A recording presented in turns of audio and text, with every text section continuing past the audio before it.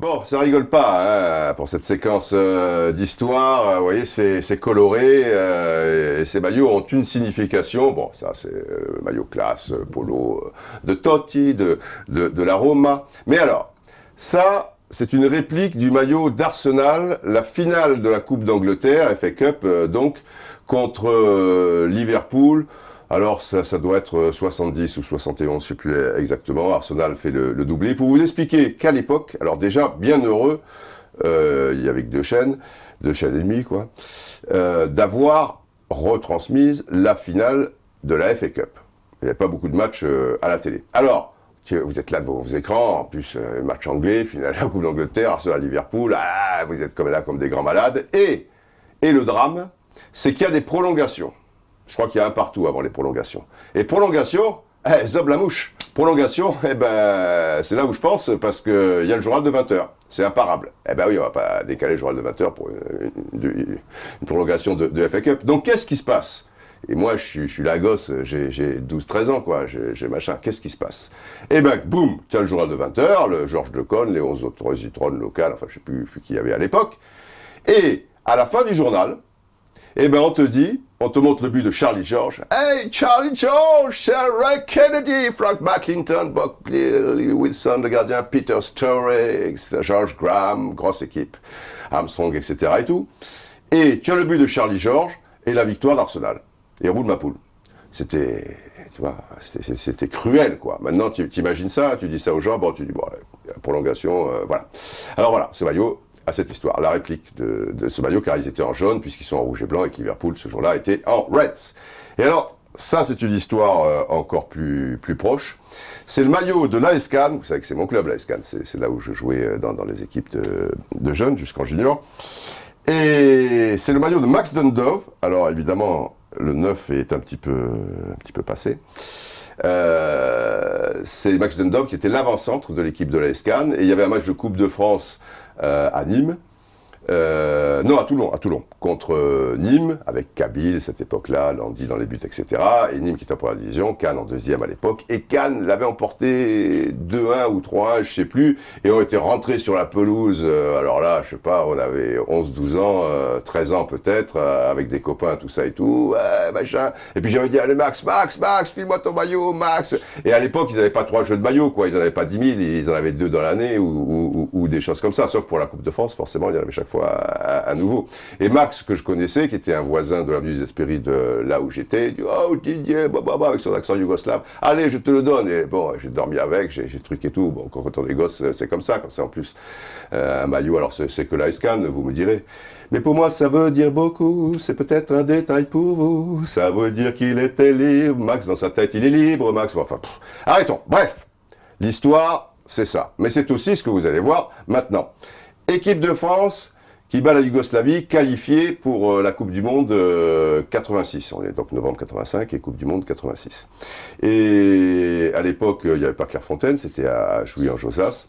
Et là, je me dis, on va marquer le coup et on va déguiser 4 de nos artistes et Luis Mariano et tout le tralala, je vous en dis pas plus. Allons-y avec nos 4 chanteurs à la croix de bois. Croix de fer, si je meurs, c'est l'enfer. Souviens-toi, Doc, le 16 novembre 1985 au Parc, la France bat la Yougoslavie 2-0, 2 buts de Platoche et se qualifie ainsi pour la Coupe du Monde 86. Ça se passe au Mexique. J'ai l'idée alors de déguiser Fernandez, Amoros, Batz et Touré et de leur faire interpréter le fameux Mexico de Luis Mariano. On attaque avec Luis. On oublie tout, que le soleil de Mexico, on devient fou au son des rythmes tropicaux. Le seul désir qui vous entraîne dès qu'on a quitté le bateau. Oh, Piqué, c'est le nom de la mascotte de la Coupe du Monde 86, Piqué, et son beau sombrero comme celui de Manu Amoros. Mexico, Mexico,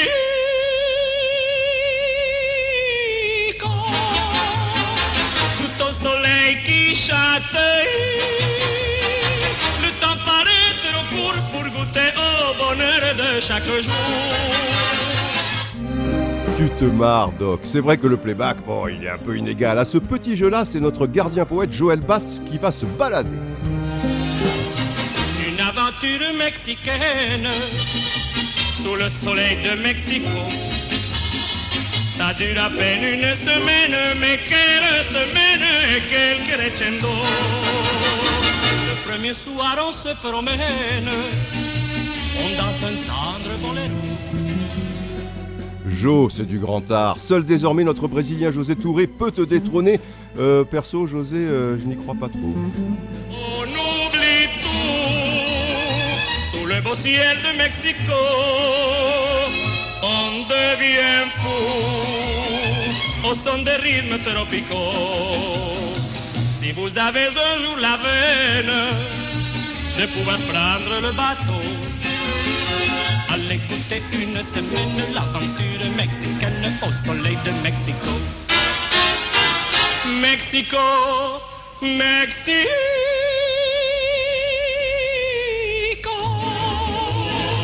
Sous ton soleil qui châtaille. Que de beaux souvenirs, Doc. Il y avait, tu l'as constaté, une certaine fraîcheur à cette époque. Diego illustrera de toute sa classe cette Coupe du Monde 86 et nous terminerons tout de même troisième avec notamment un match mémorable contre le Brésil. Continuons notre route, Doc, continuons. C'est si bon.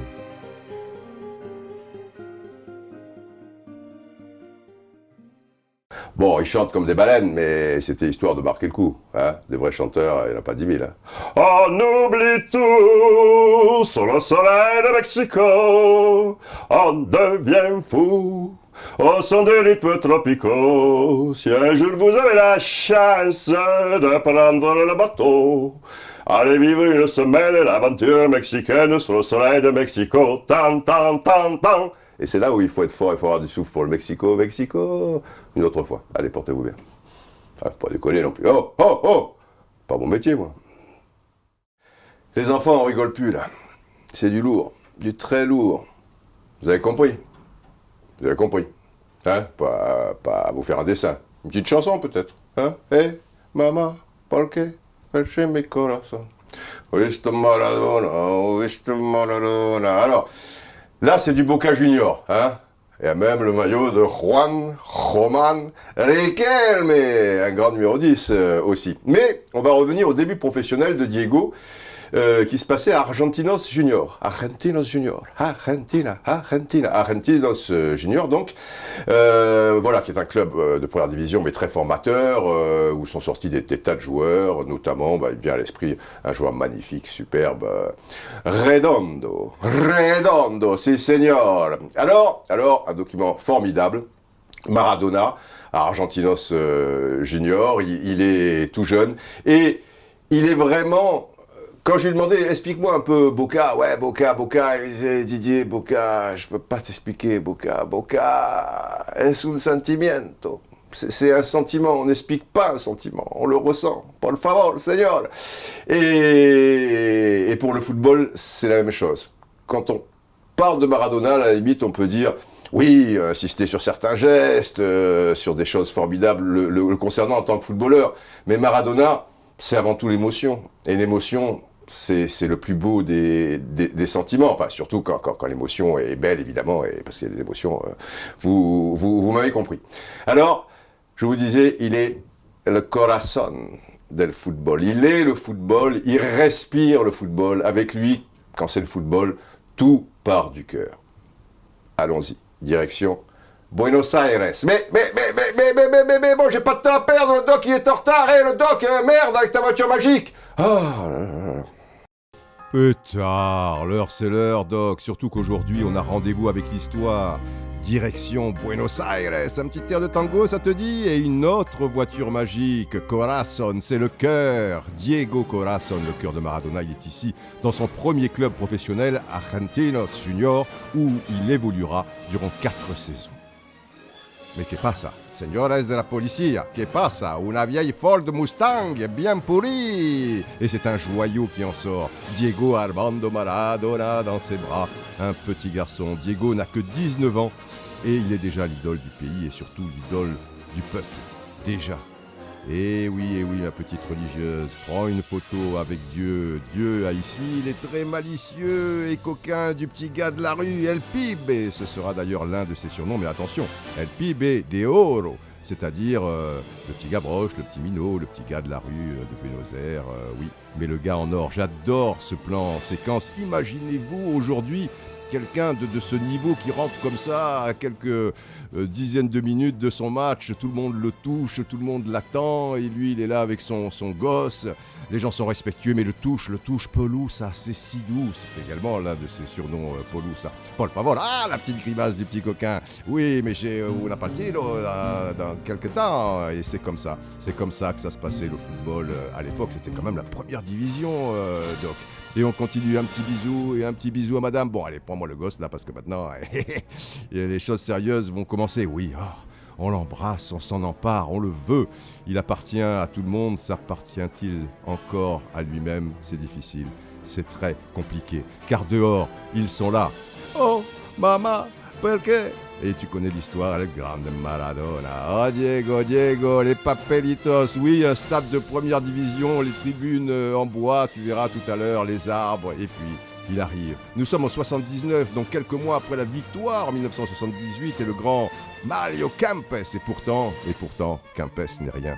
C'est lui, l'idole, c'est lui le roi, c'est lui le magicien, le capitaine d'Argentinos Junior, avec déjà ses cuisses de bison, ses extérieurs, ses accélérations, ses contacts. Il est le football. Et sur cette action, por favor, attention. Et goal de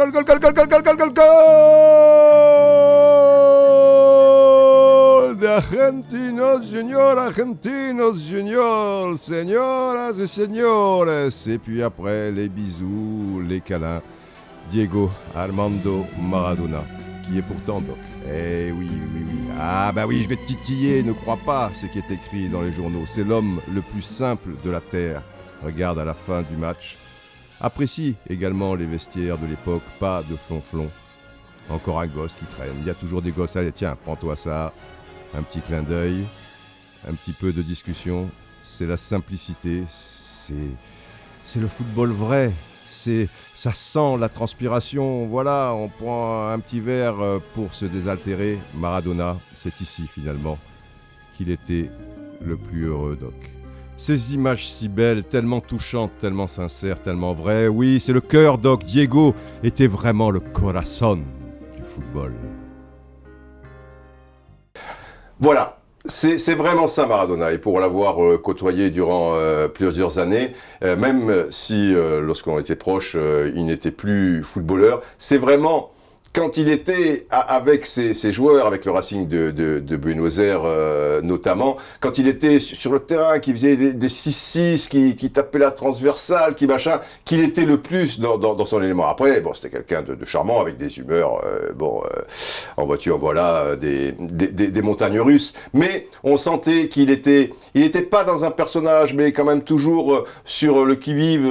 Voilà, ça a été ça la vie de Maradona aussi, hein. C'est un loup qui fait attention à droite, à gauche, parce que le danger est partout, parce que vous vous rendez pas compte ce que ça représente Maradona à Buenos Aires, je veux dire, c'est pas simple, quoi. C'est pas le mec qui marche dans la rue comme ça et dit por favor, prenez-moi une baguette, et puis voilà, quoi, je vais voir, je reviens pour une pizza, hein, non, c'est quand même assez compliqué, et des loups, mais de mauvais augure, il y en a. Alors que le terrain, c'est son jardin. Voilà, il avait deux jardins, Claudia et ses deux petites filles, Chalma et Giannina.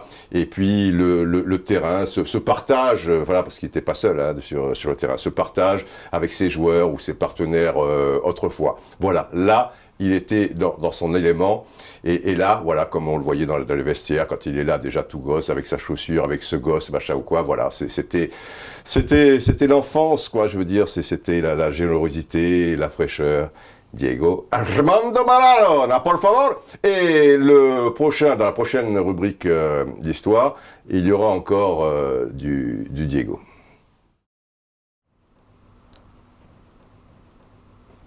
Comme nous sommes uniques, et oui, ils sont uniques, c'est le drapeau des supporters de la Doce. Et la Doce, c'est le 12e, c'est donc évidemment le 12e homme de Boca. Ce sont les supporters les plus puissants, les plus forts, les plus extrémistes malheureusement, parfois, de Boca Junior. Alors, épisode 2 de Maradona Corazon, le cœur de Maradona, et comme il est unique, Diego, et comme nous sommes uniques, évidemment, à Roustan TV, écoutez, nous ne faisons pas de fausse modestie. Alors, dans le premier épisode, si vous ne l'avez pas vu, là, vous coupez, vous y retournez, hein. Pas non plus le prendre pour des brioches, hein. C'est important le premier. Mais là, ça va être moins football, si vous voulez. Ensuite, c'est une interview de Maradona qui va revenir un petit peu là où il est né et parler de Villa Fiorito, qui est à la limite du bidonville, hein, dans la banlieue de Buenos Aires. Et surtout, vous allez remarquer à travers cette entrevista, por favor, que le bonhomme, qui est quand même très jeune à l'époque, déjà, il a, par la force des choses, quoi, ça va plus vite pour lui, une certaine maturité, et c'est quelqu'un de très sensible, on le sent à travers ses dires, et d'intelligent, parce qu'il y a beaucoup de gens qui ont essayé en particulier les gens de la FIFA ou autres, qui ont essayé de faire passer Maradona pour un demeuré, ce qui était bien pratique, quoi, hein, pour le décréditer, lui enlever tout crédit. C'est vrai que, bon, il y a eu des excès, je parle pas de la drogue, des choses comme ça, mais dans ses déclarations, il fait pas forcément dans la demi-mesure le PIB. Et du coup, ça peut être une proie facile, mais pour les gens, bon, personnellement, le fait d'avoir eu la chance de le rencontrer, de manière intime, je veux dire, mais même avant cela, bon, tu vois un peu ce qu'il dit, ce qu'il fait, c'est tout sauf un con, quoi. Voilà, on y va. El grande Maradona, el grande Maradona. Viens dans mes bras, Doc, mon lapin, comment vas-tu? Ta voiture magique doit nous emmener aujourd'hui pour le deuxième épisode de Maradona, mais attention, épisode Maradona Argentinos Junior, son premier club professionnel, un club de première division bien connu de Buenos Aires. Et là, nous allons encore voir des images extraordinaires. Nous sommes en 1979, il a tout juste 19 ans, on va le retrouver dans sa voiture dans un reportage réalisé alors par Bernard Père pour Antenne 2. Alors Diego va parler du bidonville de Villa Fiorito où il est né et a grandi. Écoutez-le bien, la sagesse du gars qui n'a que 19 ans, je vous le rappelle, le gars que des gens bien intentionnés voulaient faire passer pour un abruti, un demeuré, un voyou, tout ce que vous voulez. Diego Armando Maradona, et sur son bras, amoureusement, sa fiancée d'alors, qui sera sa femme plus tard, Claudia, qui lui donnera 2 merveilleuses filles. Écoutez-le, 19 ans.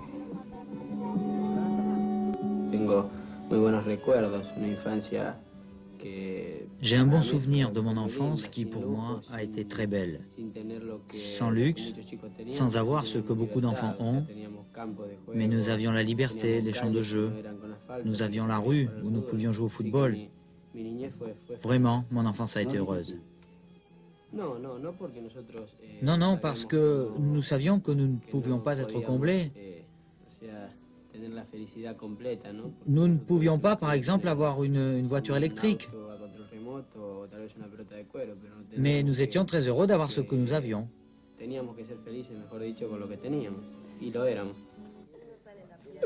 Magnifique, la sagesse et la beauté de ce discours. Diego n'avait rien, mais il sait bien qu'il avait tout, le football, les copains et la chaleur, l'amour d'une famille. Il nous en parle maintenant en compagnie de Claudia, de son papa, de sa maman et de son premier agent, le bouclé, le voici, Cester Piller.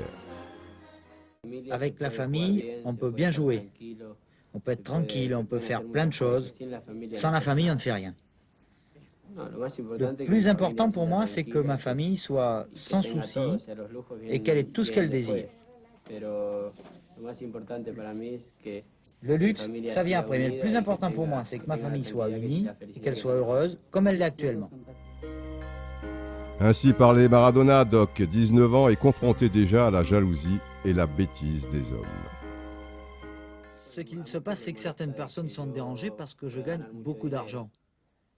Mais si je gagne de l'argent, c'est en travaillant.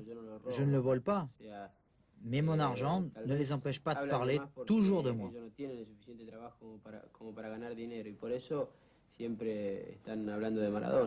Oui, Doc, c'est cela Maradona, une route longue et tortueuse. A long and winding road, tung tung, une vie longue et tortueuse, mais une vie digne et courageuse. Eh ouais, hein, ça n'a pas été de tout repos, c'est une vie longue et tortueuse, la vie d'un artiste, la vie de quelqu'un de très sensible, la vie de quelqu'un qui a des cojones, hein, comme on dit là-bas, la vie de quelqu'un qui a une forte personnalité. Et hypersensible aussi, hein, je vous l'ai déjà précisé, Maradona c'est pas simple quoi, hein, c'est pas le gars, alors des fois oui, il parle de lui à la troisième personne, vous l'avez entendu, il a le manteau comme ça, il dit oh, por favor, Diego, et patati patata, mais si vous le connaissez, et vous le voyez dans certaines circonstances, c'est plutôt quelqu'un qui est mal à l'aise avec la foule. Et là, c'est mal barré parce que Maradona, dès qu'il met le pied dans l'aéroport le plus pourri du cul du monde, quoi, je veux dire, t'as toujours un attroupement, c'est incroyable, quoi. Pareil, pour l'avoir vécu, des grands champions, des Pelé, des Cruyff, des Platini. Je dis pas qu'ils vont passer inaperçus dans l'aéroport du cul du monde. Mais bon, il va y avoir 3-4 mecs, un petit gosse, 2 femmes qui vont arriver. Possible, une petite interview, Mr. Cruyff. Oh, Pelé, machin. Maradona, c'est tout de suite l'excès, quoi. Et puis les mecs, ils font pas dans la petite mesure, quoi. Ils vont pas. Bon, et en plus, Maradona, c'est pas le genre de mec qui arrive, tu lui tapes sur l'épaule, parce qu'il va te prendre le bras, il va dire, c'est pas ça, tranquillo. Mais bon, il dégage tellement d'émotions que les gens sont dépassés précisément par cette émotion, quoi. Et voilà, quoi. C'est Maradona. Alors tout de suite, c'est et donc, comme c'est un gars bizarrement. Qui aime la tranquillité et qui est pas très à l'aise, et qui assume pas ce statut de star. Vous avez des gens, je sais pas, des gens comme Beckham, on va dire, plus il y en a, mieux il se porte. Il va signer pendant 3 heures, il va être là, faire le truc, machin ou quoi. Maradona, il y a ce sentiment il a quelque chose de félin en lui, comme quand il jouait comme une espèce de loup, vous voyez, je veux dire.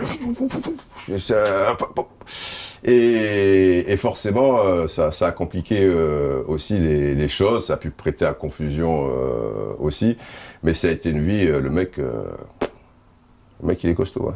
Le mec il a les corones, je peux te dire, un mec comme ça, tu vas à la guerre, s'il te dit qu'il y va, sauf s'il dort.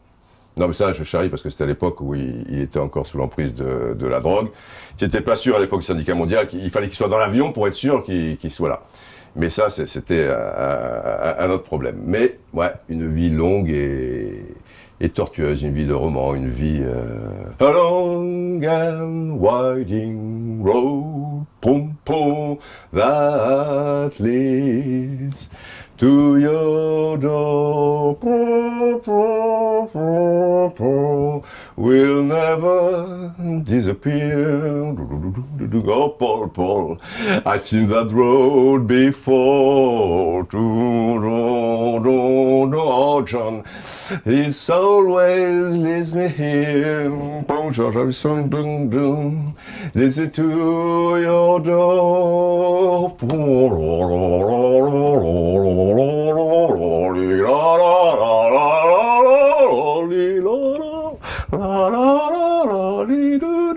Voilà, bon, et voilà. Bon, pour cette séquence, l'histoire, il y a du bleu. Hein. Il y a du bleu, il y a beaucoup de bleu, c'est important le bleu, c'est mon pays, c'est le sud. Azzurro, lo cielo, lila, et je m'ennuie. Oui, enfin bon, ça ce serait pour la Squadra Azzurra, mais là, c'est les Albicestes, c'est forcément l'Argentine. Alors l'Argentine a été championne du monde, notamment, vous le savez, en 1986, et cette année-là, un mois et demi juste avant, il y avait les petits matchs vrais matchs quoi, mais quand même de préparation, amicaux, et au Parc des Princes, il y avait un certain France-Argentine, avec évidemment Diego Armando Maradona, mais du côté de l'équipe de France, il ne formation un peu expérimentale, compte tenu de quelques forfaits de dernière heure. On va voir tout ça, et puis vous allez retrouver dans les vestiaires notre Diego Nacional avec sa barbe la plus pistolero que jamais. C'était un beau match, c'était un bon moment. Maradona au Parc des Princes, sous le maillot de l'Argentine, c'est pas rien. Allons-y. Et Doc, j'aimerais que l'on retourne en 1986, juste un mois avant la Coupe du Monde, pour un match amical au Parc. Waouh, le maillot de Maradona, c'est France-Argentine. J'avais fait alors un long résumé dans Téléfoot. Prends-moi ce maillot. Vous savez qu'il y a beaucoup d'Argentins qui jouent à l'étranger. C'est la première fois que ce joli petit monde se retrouvait donc 9 mois après la phase éliminatoire. Donc il y a des automatismes qui ne sont pas encore vraiment parfaits. Et puis c'est vrai que c'est encourageant pour l'équipe de France qui était privée de 4 de ses plus ou moins meilleurs joueurs. Parce qu'il y avait quand même Platini, Giresse et un degré moindre, Papin. Et oui, on change, c'était il y a 27 ans. Platini forfait, c'est rageant. Nous n'aurons pas le face-à-face entre les deux joueurs qui dominaient alors le monde, et notamment le calcio. Les Jouves Napoli. Doc, Maradona, on va le retrouver dans ce France-Argentine au Parc, avec les commentaires d'époque de ce résumé dans Téléfoot, donc. Dans cette partie, on le verra rarement à son avantage. Il faut dire aussi que le marquage en zone réalisé par Ayash et Tigana était assez bon. Malheureusement, je ne sais pas pourquoi Maradona était toujours sifflé par le public. En tout cas, il est beaucoup plus abordable que par le passé. Je crois que dans cette partie, dans la première mi-temps, la France a été plus opportuniste car finalement, nous nous sommes créés beaucoup plus d'occasions qu'eux. La France a su exploiter ces occasions. Mais nous sentons un petit peu mal maintenant parce que nous pouvions remporter la partie et on ne l'a pas remporté. Tout le problème est là. Eh oui, toute bouclette dehors. Diego à l'attaque, nous sommes en début de match et ça circule bien. On va retrouver le numéro 9, Borgi. Quel beau joueur, Borgi. Batista, on va chercher Diego, la talonnade, ça passe pas, il s'accroche, Diego. Oh, una rabona, c'est-à-dire coup du foulard de Borghi. Il est battu, sur cette reprise de Valdano, la transversale. Appréciez le coup du foulard de Borghi. Tigana va transmettre à Battiston qui va donner à Bossis, toujours dangereux, ces ballons dans l'axe, surtout qu'il y a un joueur dans le dos de Bossis. C'était Valdano qui a glissé à Borghi, superbe feinte de Maradona, et encore Valdano, mais encore Bossis. Oui, Doc, beaucoup d'occasions argentines, mais la France s'accroche et une agréable surprise à la 15e minute. Regarde, Doc, sur le côté droit. Et un but, très joli du reste, avec Vercuis, Suereb. Un petit peu court, là, l'arrière droit, Clausen, Fernandez pour Ferré. 1-0 à la mi-temps, c'est flatteur et encourageant avec cette équipe un peu expérimentale. Mais Maradona me disait alors dans les vestiaires... Alors, qui nous dit que le rigor, c'est-à-dire le penalty, existe en France, au Japon, en Chine, mais l'arbitre, lui, a été très sévère. On ne pouvait pratiquement rien lui dire. Mais c'est vrai que l'arbitre a été assez dur avec les Argentins sur cette action, en tout cas. Il y a penalty, il y a faute d'Amoros, on va bien le revoir sur le ralenti qui va suivre, car Batista a eu le temps de mettre le ballon sur la droite, et c'est donc un joueur sans ballon qu'Amoros tacle. Et puis, 81e minute, superbe déviation de Dominique Rocheteau pour un Philippe Vercruis plein de sang-froid, victoire de la France 2-0. C'est rigolo, Doc. En février 82, au Parc, la France en amical bat l'Italie 2-0. L'Italie sera championne du monde quelques mois plus tard. Bis repetita en 86, on bat l'Argentine 2-0. Et c'est Diego qui gagne. Diego, Pelusa, Pibe. Eh oui, Pelusa, Pibe. Alors je vous explique, mais vous devez commencer à le savoir depuis le temps que vous suivez tout ça. Donc Pibe, un Pibe, c'est un gosse de la rue en Argentine, à Buenos Aires, comme un Minot à Marseille, un Gavroche à Paris, etc. Et Pelusa, vous savez, c'est la petite chose sur les pulls, genre les pulls qu'avait Anne Sinclair à 7/7, vous voyez, comment on appelle ça, les pulls pas facochères, les pulls, Cachemire. Ouais, pas tout à fait cachemire, enfin c'est un truc là, tu sais, puis il y a des petites choses qui se détachent, ou comme les nounours, quoi, après, avec le temps, il y a des petites choses qui... Angora, des pulls Angora. Ça existe, ça, les pulls Angora ? putain, faut tout faire ici. Mais faut tout faire, bientôt, je vais faire aussi la vaisselle, passer le truc, les machins, mais je le fais aussi. Mais je le fais, oui. Donc, PIB, et vous avez compris, et Pelusa, vous avez compris, et vous avez compris donc que l'Argentine allait gagner un peu plus tard la Coupe du Monde. Alors, celui-ci, c'était le maillot qu'ils avaient, par exemple, contre l'Uruguay. Il l'avait aussi contre l'Angleterre, ouais, le fameux but, enfin les deux fameux buts contre l'Angleterre. Et puis celui-là, il l'avait contre la Belgique en demi-finale. Et puis également en finale contre l'Allemagne, où tout n'était pas simple. Mais heureusement, PIB pour... El Burru, comme on dit là-bas, comme on surnomme là-bas en Argentine, puisqu'il a joué longtemps à Independiente, c'est l'Argentin, Jorge Burruchaga. Voilà, et bien à bientôt pour de nouvelles aventures. Un pull Angora, important. Anne Sinclair, Anne, si tu nous regardes, Anne, pull Angora. Bonjour, bonjour, c'est l'histoire, les enfants, l'histoire avec un grand H, ce n'est pas rien. Et là, on va parler de Salif Keïta, la panthère, vous savez, qui est l'emblème de l'AS Saint-Étienne. Donc, nous sommes dans les années 60. Rien à voir, j'aime bien que les choses aient rien à voir aussi, avec ce maillot, celui de Beveren. Pas le plus beau, hein.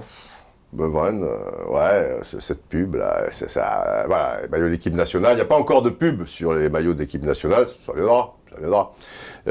Évidemment, comme au basket par exemple. Je trouve ça horrible qu'au basket, il y a un gros Vittel ou je sais pas trop quoi.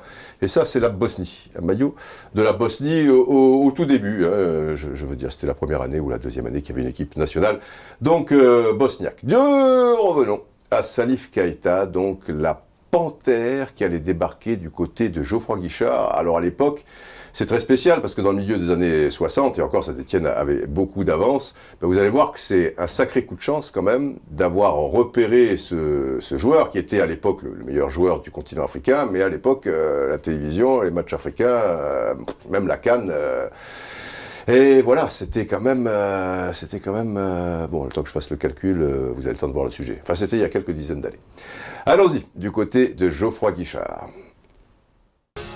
Ouah, Doc, le maillot de Saint-Étienne, deuxième partie des années 60, avec la panthère qui deviendra la mascotte du club. Oh, la panthère, qu'elle est belle. Et la voici un matin de brouillard à Geoffroy Guichard, le meilleur joueur d'alors du continent africain, le malien Salif Keïta. Mais nous sommes en 1967, on ne reçoit pas à l'époque des images d'Afrique Saint-Étienne, et certes en avance sur son temps, mais de là à connaître cette panthère de Bamako.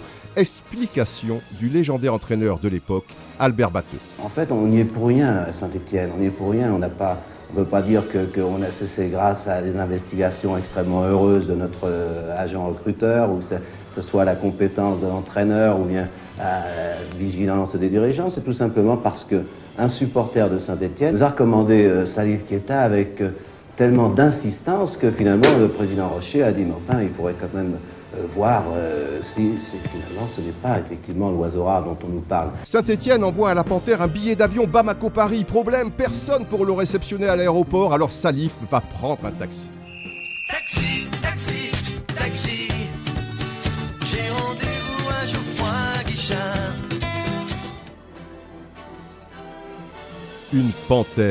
Une panthère qui danse. Vous avez déjà vu ça, vous ? Les défenseurs adverses, trop raides, comme ici le Marseillais Lopez, s'y casseront les reins à maintes reprises. La technique de Keïta est exceptionnelle, Doc, et il est à ce jour le plus grand talonneur de l'histoire. Ah, les talonnades de Salif. Celle de l'Algérien Madjer est restée dans l'histoire. À l'époque de Keïta, les images étaient bien rares, et puis elles étaient si nombreuses, ces talonnades. Et pas gratuites, pas pour la galerie, toujours dans le sens du jeu.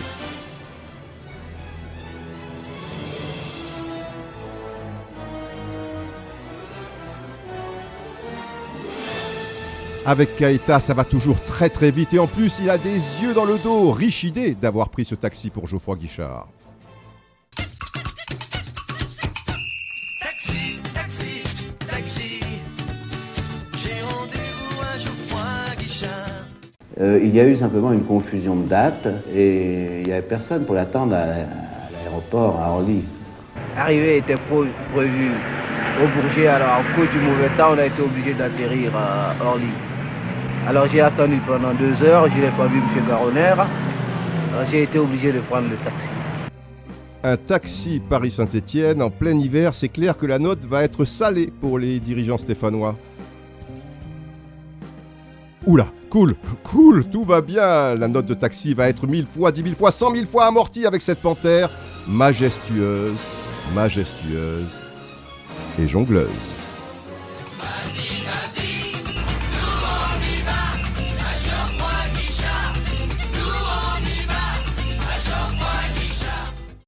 Et nous, on y va à Geoffroy Guichard, et nous, on y va, hein, sacrée époque, hein, quand même. Bon, ben voilà, il fait froid, truc. D'un autre côté, il n'avait pas de blé français, et on n'allait pas tirer des sous comme ça, la carte bleue n'existait pas. Et oui, pas l'âge de la pierre, mais pas loin quand même. Donc, qu'est-ce que tu fais? Tu prends un taxi. Taxi, il était content, on va à Saint-Étienne en plein hiver. Voilà.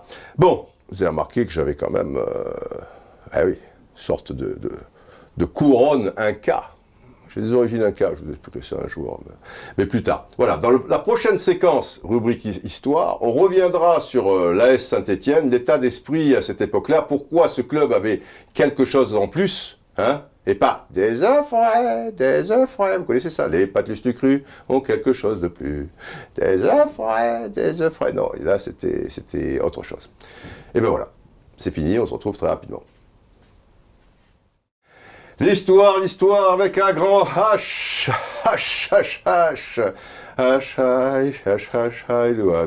bon bref, il est pas beau lui, le carré magique River Plate. Hein. Bon, je vous rappelle que jusqu'au 24, j'ai plus trop les dates en tête, 25% si vous voulez faire un cadeau de Noël à votre papa ou votre fils, machin, des trucs. Et en plus, il a derrière le beau, chaque fois, numéro 10. Bon, on a bien 10, voilà. Chaque fois, évidemment, tous ces beaux polos, qu'ils soient manches longues ou manches courtes, ont le beau numéro 10. Derrière moi, ça n'a rien à voir avec Saint-Étienne. Hein, le maillot de Saint-Étienne en coton avec la panthère, hein, vous avez vu ça. Bon, bref. L'AS Cannes, c'est la base. Hein. Faut toujours revenir aux fondamentaux à un moment dans le football. L'AS Cannes. Et l'AS Cannes jouait aussi en jaune. Vous voyez le petit écusson? Le dragon. Ah oui, c'est notre emblème, ça. Le dragon. Alors, il y avait un mec, évidemment, avant les matchs et tout, tu sais qu'il y avait un dragon. Et ça nous amusait beaucoup. Donc revenons à nos moutons, revenons à nos vers stéphanois, époque donc arrivée de Salif Keita. Et comme vous le savez, enfin vous le savez peut-être pas, d'ailleurs là on va insister sur ce qu'était Saint-Étienne. Saint-Étienne et la réussite de cette équipe qui est 4 fois championne de France dans la deuxième partie des années 60 et puis 4 fois d'affilée aussi dans la première partie des années 70 ou 3 fois d'affilée, enfin je sais plus, bref. Et après bon, Coupe d'Europe des clubs champions, en veux-tu, en voilà. Donc ce club, il y avait une âme, quoi, tu vois, je veux dire, il y avait une âme, et cette âme, je veux dire, elle se passait de joueur en joueur, mais aussi de génération en génération. Ça allait du président Rocher, l'homme à la pipe, le Pierre Sabag, ou le Sherlock Holmes, ou le Maigret tend un piège, enfin bon, la pipe, quoi. Et après, Albert Batteux, les joueurs, et après aussi, et oui, Saint-Étienne va être un précurseur au niveau des centres de formation qui n'existaient pas à l'époque. Les plus jeunes, ils étaient entraînés le jeudi, à l'époque, le jour de congé en milieu de semaine pour les gosses, c'était pas le mercredi, c'était le jeudi, ils étaient entraînés par les professionnels. Les joueurs étaient vraiment impliqués au sein du club. C'est pas aujourd'hui où, tu vois, ils vont embrasser un machin, mais ils s'en tapent le coquillard pour 3 francs 6 sous de plus, hop, ils passent l'Atlantique ou le je sais pas trop quoi, enfin ils passent la frontière qui n'existe plus, mais c'est pas grave, enfin voilà, c'est comme ça, bon, c'est l'époque. Là, il y avait un petit quelque chose que vous allez sans doute mieux ressentir à travers cette voiture magique qui remonte le temps, avec le doc, infernal le doc. Allez, petit échauffement matinal, waouh, quelle souplesse. Quand soudain, hop, pute borgne, le doc et sa voiture magique. On embarque, t'arrêtes pas. Y a pas de raison. Ah merde, du coup je me casse un peu la gueule, c'est pas grave. Donc aujourd'hui, l'esprit stéphanois toujours à travers la panthère Keita. Tous les jeudis, oui c'était le jeudi à l'époque, à l'image de Bosquier ici, et tu le verras un peu plus tard, de Robert Arbin, internationaux quand même, hein. Les pros s'occupent des gosses du club. Ce sont les grands frères. Je dis toujours que les joueurs sont des gosses à l'image de leurs parents, qui sont ici au premier plan, l'entraîneur Albert Batteux et le président, l'homme à la pipe, Roger Rocher. Sont-ils vos employés? Non, plus que des employés, des amis. Car vivre avec un club, vivre avec une équipe où tous les dimanches, plusieurs jours de la semaine, je suis avec eux, je dois évidemment peut-être me conduire en tant que président, mais combien dans des moments difficiles et moments de joie, il est nécessaire que je leur fasse sentir une certaine amitié. L'amitié, Doc. Oui, une autre époque. Saint-Étienne est une famille. Les parents, ils sont formidables. Il n'y a pas de mauvais élèves, il n'y a que de mauvais professeurs. Écoutons l'entraîneur Albert Batteux au micro de Léon Zitrone. Ah, Léon, Léon, le roi de Bayonne, le roi de Bayonne. Ah, Léon, Léon, Léon. Monsieur Batteux, êtes-vous à l'égard des joueurs de la Saint-Étienne un homme sévère, un homme paternel, un homme gentil, un homme exigeant? Je suis un peu tout à la fois, vous comprenez. Je pense être paternel, si on veut. Oui, j'aime mieux fraternel comme terme. Enfin, oui. Disons paternel. Alors. Non, mais fraternel, je veux bien. Fraternel. Et paternel, mais aussi exigeant. En fait, il est bien certain que je crois qu'une équipe de football se mène un peu comme une famille et qu'on doit y introduire une question un côté affectif, un côté sentimental. Sentimentalité, amitié, fraternité, famille, idéal pour l'enfant de Bamako, et au-delà des paroles, il y a bien sûr les actes. Écoutez cette histoire, elle est formidable et tellement significative. Je crois que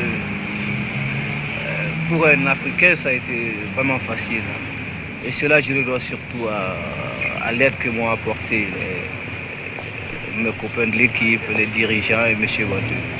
Je n'en veux pour preuve que ce geste de Révéli, par exemple, qui, pour me faciliter, pour que je fasse un bon début en équipe professionnelle, sur la demande de M. Batteux, a accepté de jouer les droits à Monaco pour me permettre de jouer au moins avant ça. Je pense que les gestes comme ça, on ne peut jamais les oublier. Non, on ne pourra jamais les oublier, Salif. Les gestes d'alors étaient chauds, ils étaient vrais. Comme les maillots de l'époque, cette douceur, envie irrépressible de les caresser, les embrasser. Écoutons Albert Batteux. Je pense notamment à l'entente qu'il a manifestée avec Hervé Revelli. Et il y a eu là quelque chose de remarquable, je le disais bien, car d'une part, Keita est un joueur avec sa personnalité propre. De l'autre côté, Hervé Revelli est un jeune joueur, mais qui atteignait aussi au sommet français, c'est-à-dire à l'équipe de France. Et on pouvait craindre qu'il y ait une dualité, qu'il y ait même une rivalité sous-jacente, si vous voulez, entre les deux joueurs, alors qu'au contraire, il y a eu une entente assez étonnante où chacun a essayé de jouer pour l'autre, et chacun a bénéficié, je dois le dire, de l'autre. À deux, on est toujours plus fort. Quand les hommes vivront d'amour, il n'y aura plus de misère. Les soldats seront troubadours, mais nous serons morts, mon frère. Ouais, on sera sans doute morts, mon frère. Ouais, ça, il y a des chances. Ouais. Mais est-ce que nos enfants sont morts aussi, nos petits-enfants, nos petits-enfants? Hein? Peut-être pas, si on leur laisse un petit quelque chose. Alors, c'était beau quand même, hein, Voilà, bon, faut pas toujours le passé, le ceci, le cela, mais si on pourrait revenir à certaines valeurs, vous voyez, Hervé Revelli, qui était quand même un crack à l'époque, quoi. Il voit arriver Salif Keita. Moi, je vais vous donner une anecdote, par exemple. Et puis, il y en a 10 000 comme ça. Un peu plus tard dans le football, et même peut-être déjà à cette époque-là, tout le monde n'avait pas cette... parce que justement, c'était par rapport à cet état d'esprit général. Peut-être le même Hervé Revelli, dans un club qui est un club de rats, quoi, je veux dire, qui vous fait ressortir tout le bon qui existe en vous. Peut-être qu'il n'aurait pas réagi de la sorte, je sais pas, je vais vous donner une anecdote. À l'époque du grand OM, avant que ça devienne super grand OM, mais je veux dire, enfin, je parle des années tapis, parce qu'il y a eu d'autres grands OM aussi auparavant. Le prochain, on l'attend toujours, mais bon, c'est comme ça, c'est par période. Donc, quand est arrivé Abedi Pelé, eh ben, je veux dire, Abedi Pelé, avec sa technique, son talent et tout, ben, papa, il en a pris ombrage, quoi. Parce que papa, c'était la petite diva, le petit machin, le truc et tout. Et je peux vous dire que Abedi Pelé, il en a chié. Et papa, qui était le chouchou de tapis, tout ça et tout, et là, bah heureusement que Abedi était un peu protégé par des basilous ou des choses comme ça, mais il a été obligé de dégager dans un premier temps. Ça s'est mal passé. Et après, quand il est revenu, bon, bah là, disons que même si papa avait peut-être un peu les boules, peut-être que bon, bah, il avait grandi un peu dans l'intervalle, peut-être qu'il se sentait plus serein, je veux dire, dans sa position, et puis en plus, c'était même pas le même poste, quoi. Mais voilà, et des histoires comme ça, je vous en raconte une, mais il y en a 400 000. Et là, Hervé Rivelli, qui est le futur crack, quoi, c'est pas encore le grand Hervé Rivelli machin, mais c'est quand même déjà niveau équipe de France, etc. Bah, il voit arriver Salif Keita, et puis là, on est un peu dans le même poste, hein, tu te dis machin, tu peux essayer quand même de le carrer, et puis comme tu connais bien le club, et tu connais bien tes coéquipiers, dire ouais, mais ce mec-là, il nous fait chier avec ses talonnades, ce machin, d'où il sort, il a des jambes comme ça peut aller très vite. Eh ben non. Non seulement il fait pas ça, mais en plus, il est hyper collectif avec lui, et il lui donne, je veux dire, à ce fameux match dont parlait Albert Batteux, il dit bah, moi je vais m'excentrer et tout, prends, car ceci est mon cœur. C'est beau ça, non? Voilà, mais on peut revenir peut-être à ça. Faut essayer. Faut y croire. Sinon, mon frère, quand les hommes s'aiment d'amour, troubadour là, bah là, on sera mort, c'est sûr. Bien, alors, cette séquence histoire, on va aller faire un petit tour sur le continent africain avec le jubilé de Roger Bila. Jubilé, Roger Bila. Ben c'était pas hier, hein, c'était même quelques années avant sa retraite. C'est comme Raymond Poulidor, quoi. Je veux dire, il s'arrête, et puis après il reprend, il s'arrête, et puis il reprend. Alors, il y avait 2 jubilés en fin d'année, en l'espace de 4 jours, on va dire. Le premier était à Douala, et le deuxième à Yaoundé. Alors, je peux vous dire qu'à Douala, c'était chaud, l'éclairage du stade, pas super, et quand on arrive avec le bus et avec tous les joueurs, quoi, les amis de Roger, vous allez le découvrir. Et puis, de l'autre côté, il y a la sélection des Lions indomptables, alors entraînée par Claude Leroy. Bah, la foule passionnée, je veux dire, ils cassent pas les vitres, hein, il n'y a aucune agressivité, mais la passion engendre un petit peu de l'agressivité. Donc c'était un grand souvenir, mais l'arrivée au stade, c'était aussi quelque part un grand souvenir. Allez, on retrouve Roger du côté de Douala. Doc, je sais qu'avec ta voiture magique, nous allons changer de continent. Nous sommes fin décembre 1987, c'est la trêve en football. Quoi? Le maillot du Cameroun avec en haut les rayures rouges et blanches, je m'en souviens. Fin de carrière d'une légende vivante qui va faire ses adieux dans son pays, le pays des Lions. Direction l'Afrique et le Cameroun pour le jubilé Mila. Alors là, pas de panique, nous sommes en pleine jungle, mais enfin bon, les lions ils m'ont l'air sympas et puis Chita, oui, ça va Chita, il n'y a pas de problème. Ça y est, nous y sommes, le stade de Douala est rempli comme un œuf, tout le monde est là pour fêter l'enfant chéri qui avait commencé sa carrière à l'Union de Douala. Quelle ambiance, mes aïeux, quelle ambiance! Au Cameroun, ce numéro 7 est vraiment un dieu. Et toujours des petites phrases qui font notre joie, comme celle-ci par exemple, inscrite sur un panneau placé au bord de la pelouse. Ça, c'est l'Afrique. L'équipe des amis de Mia jouera en bleu. On y trouve aux côtés de Mia, Mendy, Sonor, Amoros, Rust, Giresse, Boubacar, Bokandé, Sen, Ndioro. Et tous les autres. Ils sont venus en Afrique, Doc, pour rendre un dernier hommage à Roger, qui, si la vie s'était comportée différemment, aurait été l'égal des plus grands. Un talent énorme, mais c'était une autre époque et Roger arrivera en France sur le tard, dans des équipes, disons, moyennes. Il jouera donc la deuxième mi-temps avec les Lions indomptables et les Bleus vont souffrir. Quelques minutes après la reprise, en effet, Roger trouve l'ouverture du gauche. Roger Milla, c'était vraiment un super. Et puis, après l'heure de jeu, regardez ces superbes. En pleine extension, une talonnade de Milla pour le jeune Funba. Quel tir et surtout, quelle talonnade de Roger. Roger avait tout, un physique hors norme, une technique formidable, le sens du but et du collectif aussi. Ouh là là, que d'émotion ce soir-là dans la chaleur moite de Douala. Petit bisou de Manu Amoros. Les 60 000 personnes sont debout, l'émotion est une fois de plus au rendez-vous. La dernière ligne droite et après tous ces efforts, pas vraiment le temps de souffler. Les journalistes, c'est bien connu, n'ont pas de cœur. Ouais, je suis très ému, je remercie vraiment tous ces spectateurs qui pour une fois encore, sont venus m'encourager. Je sais qu'ils l'ont toujours fait depuis ma jeune carrière. Oui, depuis le début, l'Afrique savait bien sûr. Quoi, Doc? Un deuxième maillot des Lions indomptable, tout vert. Ah oui, le caractère de Roger. Un vrai lion, un vrai compétiteur. Ça a été un modèle, il a apporté son esprit dans le club. Il a un coup de gueule parfois, mais ça fait partie de ses qualités. Je pense que c'est l'un de nos rares années qui nous a inculqué la soif de vaincre sur un terrain. Et c'est vraiment regrettable aujourd'hui qu'il nous quitte. Bon, dommage, nous garderons toujours un excellent souvenir de ce qu'il fut. Oui, mais c'est l'histoire éternelle de la vie. À un moment, il faut prendre un autre chemin, et ce même si c'est une souffrance. Viens, viens, Cléopâtre, les belles choses ont une fin, tu dois suivre, ne t'en déplaise, désormais ce chemin.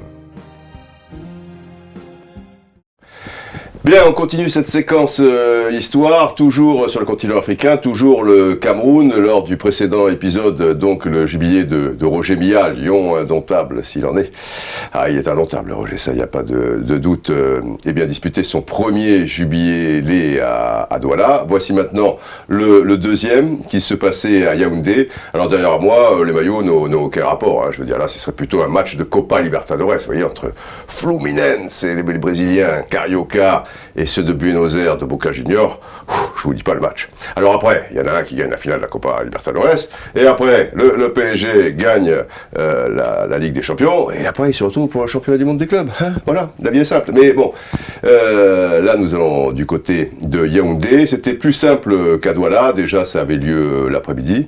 Si vous êtes vigilant, si vous avez un œil de jaguar, un œil de lynx, on dit plutôt, hein, un œil de jaguar, pourquoi on a des jaguars ?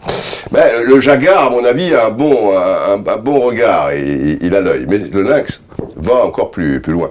Vous verrez peut-être, de manière fugitive, un joueur au maillot rouge participant à ce jubilé sur la pelouse, qui vous dira quelque chose, avec des jambes de footballeur absolument merveilleuses, qui ont fait tomber toutes les femmes d'Afrique et d'ailleurs. Bon, quoi qu'il en soit, direction, donc, Yaoundé.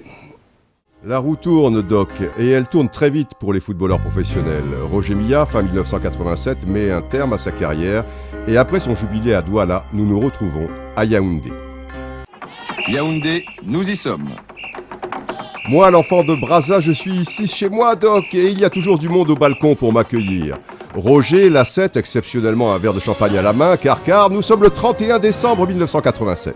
Ça y est, minuit, l'heure du crime, bonne année, bonne santé et tout. Il y a même une trêve entre les journalistes du sport et de l'équipe. Et entre Bocandé et Ndioro, les demi-soies, c'est vraiment le grand amour. Aïe, aïe, aïe, aïe, aïe. Et on rit de Douala à Yaoundé, c'était chaud et ce n'est pas fini. Le stade omnisport de Yaoundé que l'on trouve sur l'une des collines de la capitale et qui abritera donc le deuxième jubilé de Roger Milla. Et à Yaoundé, comme à Douala, 4 jours auparavant, on jouera à guichet fermé. Une véritable ovation à l'ancien canonnier du tonnerre, Roger Milla, applaudi également par ses partenaires et adversaires. Les Lions indomptables, vainqueurs du premier match 3-0, je vous le rappelle, est la sélection des amis de Roger. Mbida, Mendy, Bell, Kourichi, Sonor, Amoros, Sen, Boubacar, Ndioro, Bocandé, Enanga et Milla lui-même. Ça fait du beau monde, Doc, pour rendre ce dernier hommage au grand lion indomptable. Le match commence tranquillement, mais c'est une question de patience, car c'est bien connu. Petit à petit, l'oiseau fait son nid. Et le nid des Rouges sera bien plus douillé après ce 1-2 entre Boubacar et Bocandé. Centre de Sahar, but de Jules, 1-0 pour les Rouges. Roger Milla, un peu isolé, ne se distinguera pas vraiment dans cette première mi-temps, qui se terminera d'ailleurs sur ce score d'1-0. Claude Leroy remotive ses joueurs et Roger vient chercher le fameux maillot vert. Comme à Douala, il évoluera avec l'équipe nationale en deuxième mi-temps. Et comme à Douala, les Rouges vont souffrir, mais c'est contre le cours du jeu que Philippe Ndioro ajoute un deuxième but. Oh, il pouvait le donner à ce joueur sur sa gauche à l'écran. Merveilleux joueur. Attention, les Lions sonnent la charge. André Canabéic pour Roger qui trouve l'ouverture, comme à Douala. Un but du pied gauche, comme à Douala.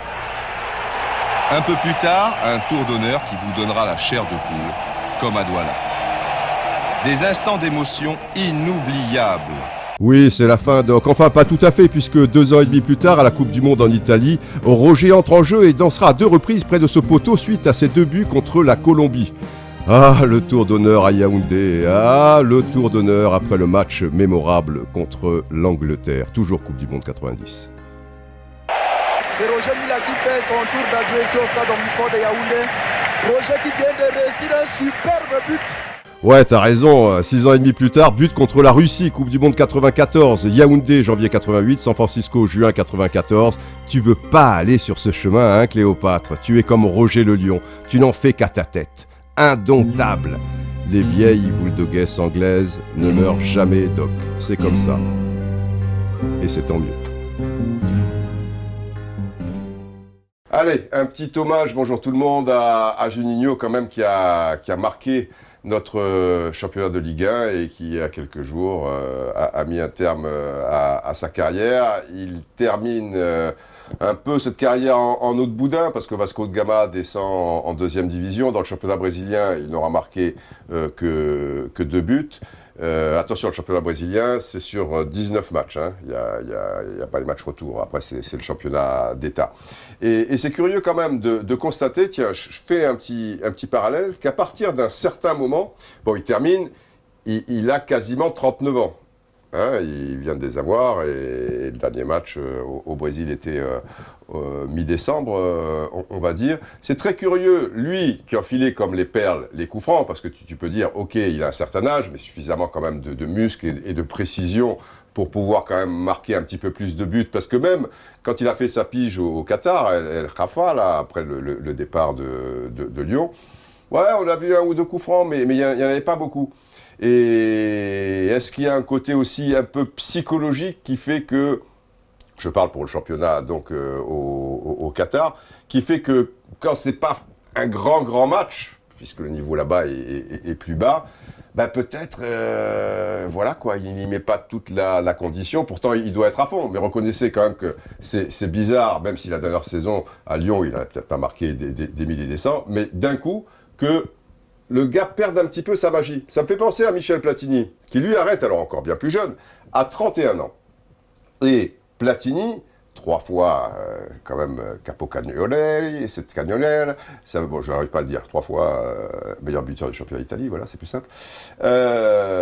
Et Platini, la dernière saison, d'ailleurs Agnelli disait je préférais que Michel arrête, parce que là, maintenant, parce qu'il l'aimait, quoi, et puis il voyait qu'il s'en sortait pas. Bon, il a que 31 ans, alors ok, il sort d'une Coupe du Monde, il marque que 2 buts. Et il marque plus sur coup franc. Et pourquoi ?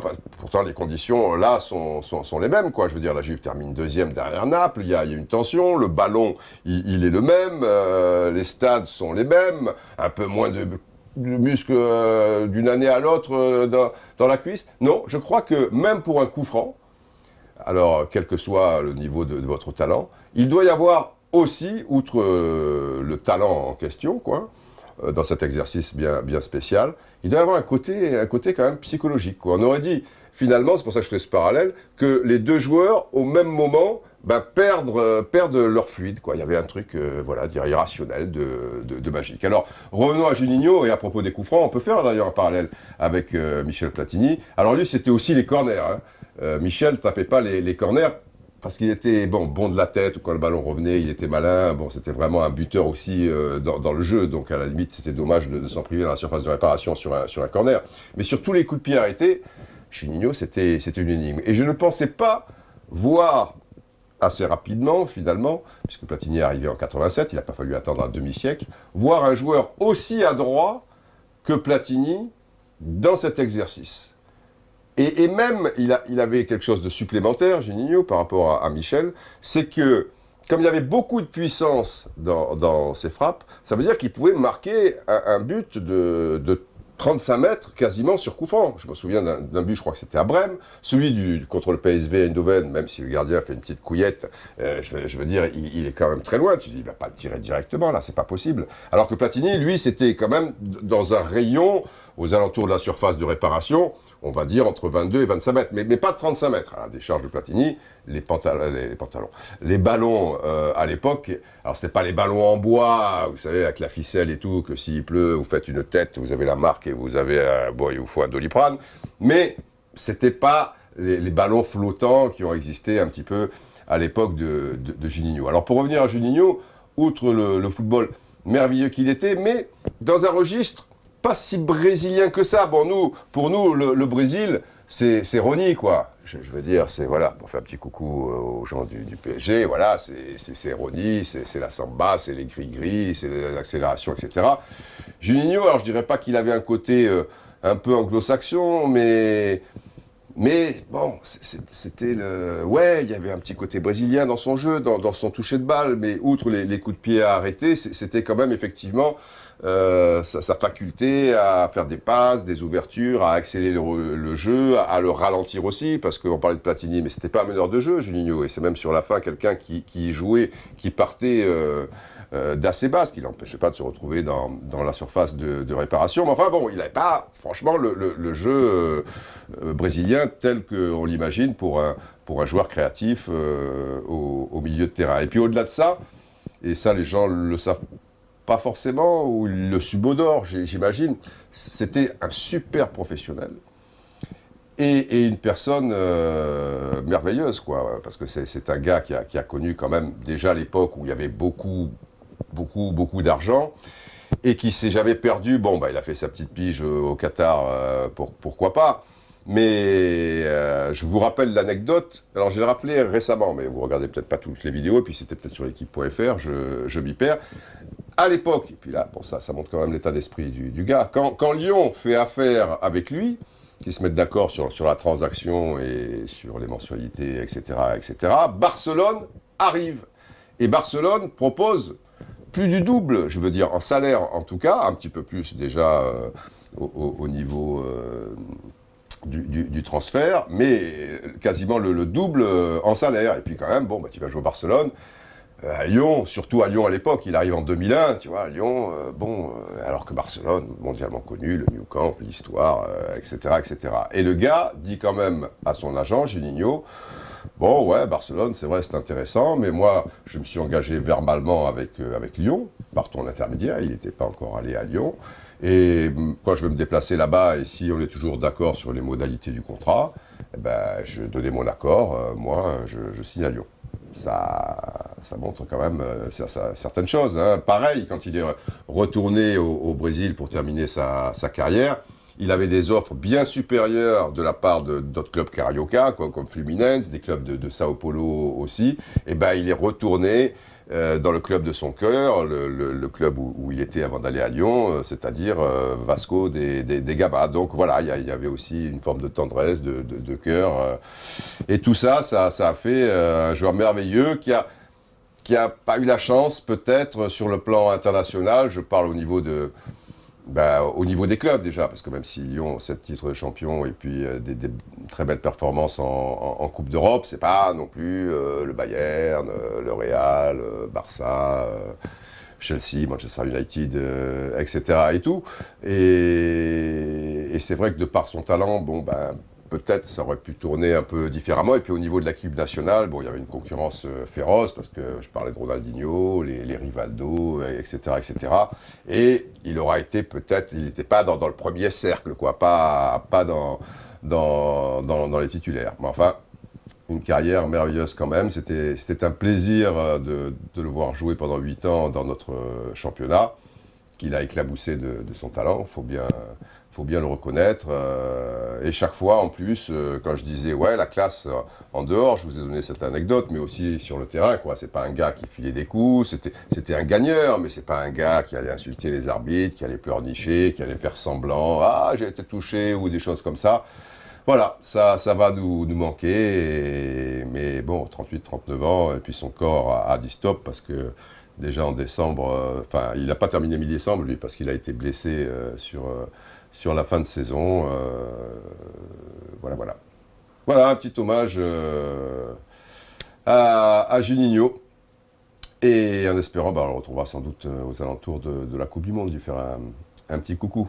Et j'espère, tiens, je pense, parce que c'est vrai que pour terminer, son départ de Lyon, ça s'est terminé un peu un autre boudin, cette histoire, un peu comme certains Brésiliens qui avaient marqué l'histoire. Et puis, alors, je dis pas, ça n'a pas été comme Chris ou Jean-Michel Aulas, ça a pu avoir des mots durs, ouais, les dinosaures, les ceci. Bon, à tort ou à raison, hein, il y a peut-être des raisons, mais dans sa conférence de presse à OLTV, quand il n'a pas eu un malaise, il s'est pas senti bien, les larmes qui lui montaient. Alors, ok, il y avait un côté émotionnel, mais je sais pas, il y a quelque chose qui collait pas. Il est parti comme ça, je dirais pas par une porte dérobée, mais ça manquait peut-être un petit peu de classe, quoi.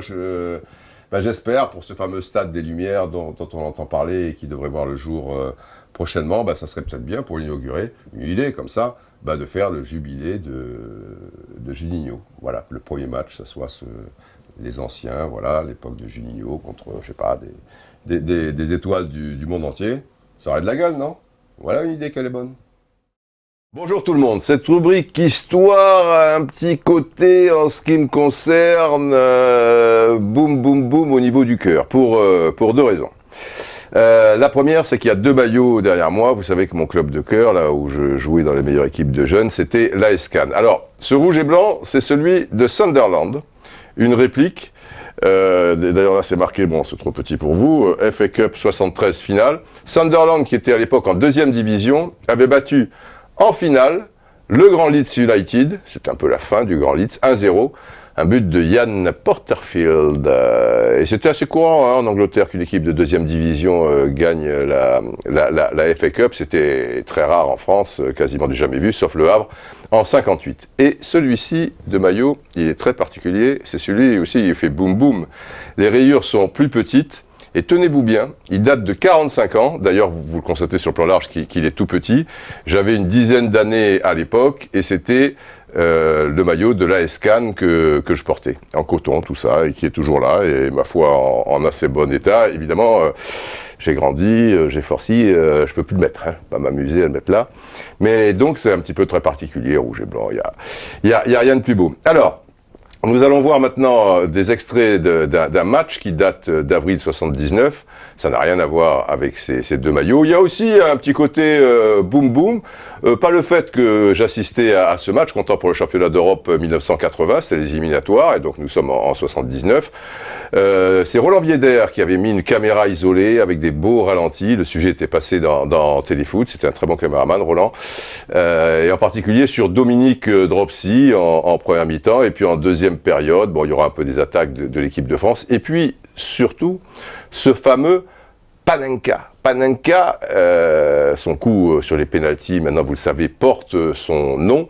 Il avait réalisé ce coup de maître dans les tirs au but qui allait départager en finale de l'Euro 76 l'Allemagne, la grande équipe d'Allemagne, à l'époque la RFA, à la Tchécoslovaquie. Donc ce ballon piqué, là voilà, au centre, comme ça et tout. Et vous allez le voir, bis repetita dans ce match Tchécoslovaquie-France, donc en avril 79 à Bratislava. Nous étions dans un groupe où il y avait la Tchécoslovaquie, mais également la Suède.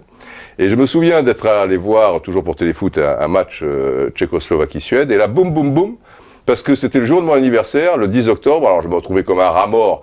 Là, le mur de Berlin, c'est 10 ans après, donc il y avait le rideau de fer, tout ça, c'était joli, Prague, mais un peu particulier, quoi, un peu angoissant, vous voyez, le pays de l'Est à l'époque, donc je passais un anniversaire là-bas. Avec, il y avait un autre journaliste français, Robert Vergne, journaliste bien connu de l'équipe, qui nous a quittés. Et je me souviens, avec la voiture de location, je m'étais baladé, tout ça, brouillard, truc, pays de l'Est, wow, bon, machin. Et on partageait la chambre avec Robert, même si à l'époque je travaillais pour TF1 et lui pour l'équipe, bon, bah, c'était comme ça, la solidarité, voilà, qui aurait pu être mon papa. Et il y avait une boîte de nuit dans l'hôtel. Mais moi, j'étais en basket toujours à l'époque, et je descends à la boîte de nuit, le jour de mon anniversaire, peut-être faire un petit truc, un petit extra. Et j'étais en basket, et il me dit, non, le basket, c'est pas possible, il faut des chaussures de ville. Très bien. Je remonte, je réveille mon Robert, le pauvre, je suis mon mère, truc et tout. Parce que lui, il avait des chaussures de ville. Et je dis, Robert, tu peux pas me prêter mes chaussures de ville, parce que j'ai des problèmes, le basket, tout ça. Il me dit, ouais, prends-les, machin. Le problème, c'est que moi, je fais du 44 fillettes. Et lui, il devait faire du 41. Donc, je vous dis pas, sur la piste, j'ai pas fait un malheur. Voilà, souvenir, hein, c'est Roustan vers le futur, la rubrique nostalgie. Mais revenons, donc là, nous sommes pas à Prague pour Tchécoslovaquie-Suède, mais pour un match très important pour l'équipe de France, en vue de l'Euro 80 qui allait se disputer en Italie. C'est parti. Quel beau maillot. C'est mon cœur, ça. Mon cœur. Escan 45 ans, ce maillot. Doc, aujourd'hui, avec ta voiture magique, je veux que nous retournions 35 ans, allez, 35 ans en arrière. Ah, 34, tu me dis 34, oui, d'accord. C'était le 4 avril 1979 à Bratislava. Joli port de pêche avec son étoile sur les immeubles. Bratislava, il y avait aussi du bleu, blanc, rouge, des couleurs, car la France allait défier pour un match de championnat d'Europe. Non seulement cette belle musique militaire, mais également la Tchécoslovaquie, championne d'Europe en titre 3 ans auparavant devant la grande équipe d'Allemagne de Beckenbauer, vainqueur au tir au but. Oh là là, c'est le genre de match compliqué pour un gardien de but, une atmosphère un peu spéciale. Et il va falloir être très vigilant, aller, revenir, souffler, replacer. J'ai dit pas plus. Ils sont sourds. Voilà, c'est pas compliqué, je suis court. On tient, toujours 0-0, mais c'est pas vrai. Là-bas, voilà, je t'ai dit de te replacer là-bas. Dominique Dropsy qui hurle, le genre de ballon qui fait du bien pour se rassurer, ce même ballon que j'aime poser et mettre toute mon énergie dans le dégagement qui suit. Et ça souffle. Oui, je souffle. Oui, je suis toujours sur mes appuis, mais un peu court, tout comme Bossy. C'est Michel qui dégage ballon de la tête et ses drapeaux. Toujours ces drapeaux qui n'en finissent pas et ces dégagements. 0-0, on tient, Doc, devant les champions d'Europe, je le rappelle, 0-0, donc Raymond Domenech, Jean Petit, Maxime Bossis, Dominique Dropsy, donc Albert Raymond à droite, à gauche Loïc Amis, au centre Berdol, milieu de terrain Larios Platini, au-dessus le stopper Léonard Specht, et en face, le loup des Carpates, Antonin Panenka. C'est pas rien ça, hein, Panenka. Eh oui, Doc, Panenka. Deuxième mi-temps, mais pourquoi Berdol ne fait pas le pressing sur le gardien de but? Du coup, ça relance et on est mal placé, il y a beaucoup d'espace. Jean Petit dans le rond central qui fait un sprint désespéré. On est mal placé, on le voit bien. Et les vagues blanches arrivent. C'est bon, Christian Lopez qui dégage ce ballon. Panenka qui attend, qui prend appui. Recherche à 1-2 qui n'arrivera pas. Finalement, ballon dans le trou pour Vizek. Et Léonard Specht qui commet l'irréparable. Penalty, oui, Christian Lopez. Le loup des Carpates, Antonin Panenka. Il a réussi le tir au but décisif devant l'Allemagne de Sepp Maier. Mais Dominique Dropsy n'a jamais vu ce tir au but. Pourquoi l'Euro 76 n'était pas télévisé en France? Nous sommes à une époque où les choses, et notamment le football, ne sont pas aussi médiatiques qu'aujourd'hui. Ça veut dire que 3 ans plus tard, il ne sait pas. Et Panenka, lui, le sait. Il va pouvoir refaire une Panenka. Il a pris beaucoup d'élan et au dernier moment, la rupture. Et ce ballon qui termine comme une figue. Oh, il n'y a pas un bras d'honneur là au passage, Antonine, dans les filets. Début de Dropsy. Tu vois, au dernier moment, il s'arrête. Et Dropsy, qui a choisi un côté, bien évidemment, sera battu.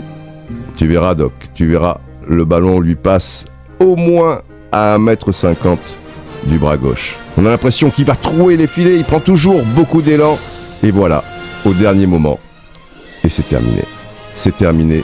C'est frustrant, c'est terrible. On en était à la 68e minute, 1-0 pour la Tchécoslovaquie.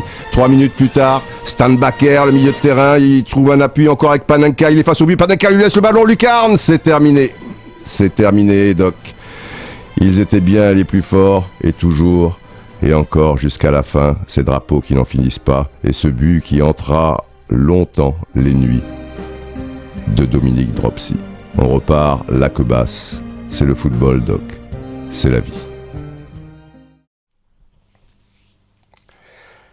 On va y arriver.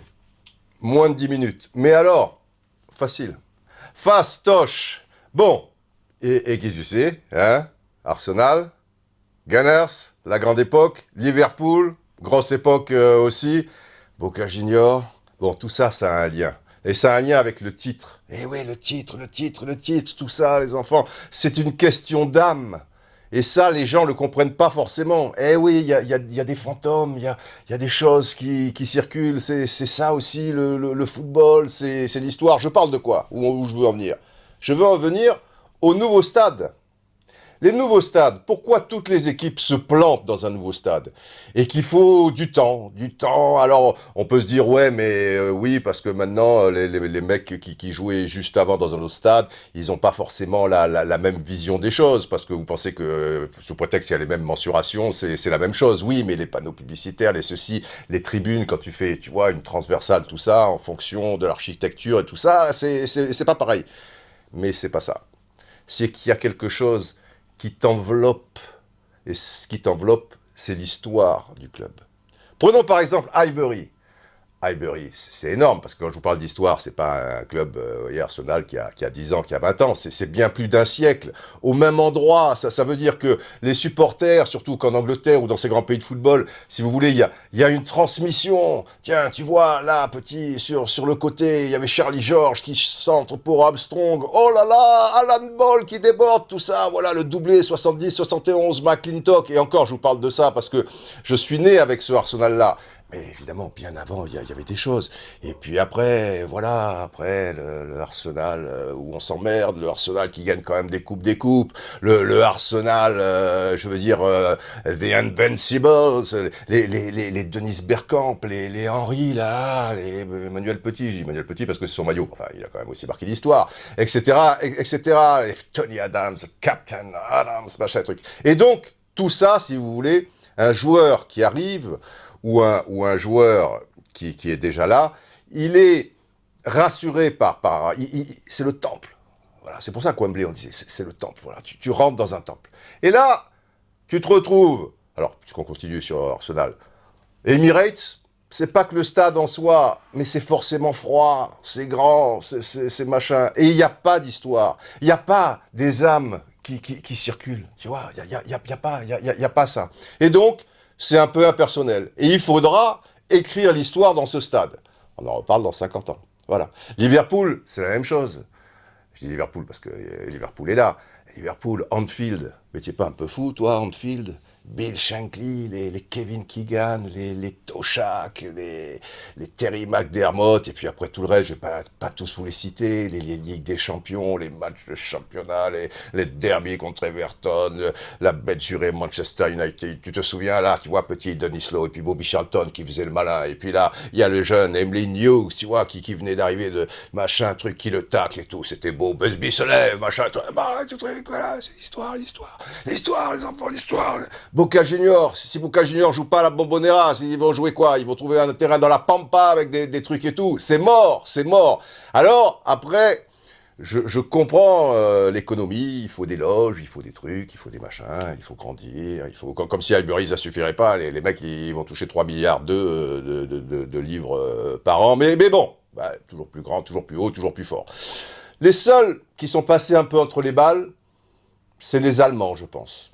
Voilà, mais les Allemands n'ont pas la même histoire quand je vous parle de Boca, d'Arsenal, de Liverpool. La Bundesliga, c'est relativement récent, quoi. Alors ok, le stade olympique, déjà, lui, il était relativement récent, puisqu'il a été conçu pour les Jeux olympiques de 72. Voilà, il n'a pas 3 siècles, quoi. Ok, c'était Beckenbauer, Müller, tout ça. Et donc les mecs se sont adaptés, c'est les Allemands, c'est carré, c'est truc, faut aller là, un truc, machin, un truc, boum, on y va. Bon, très bien.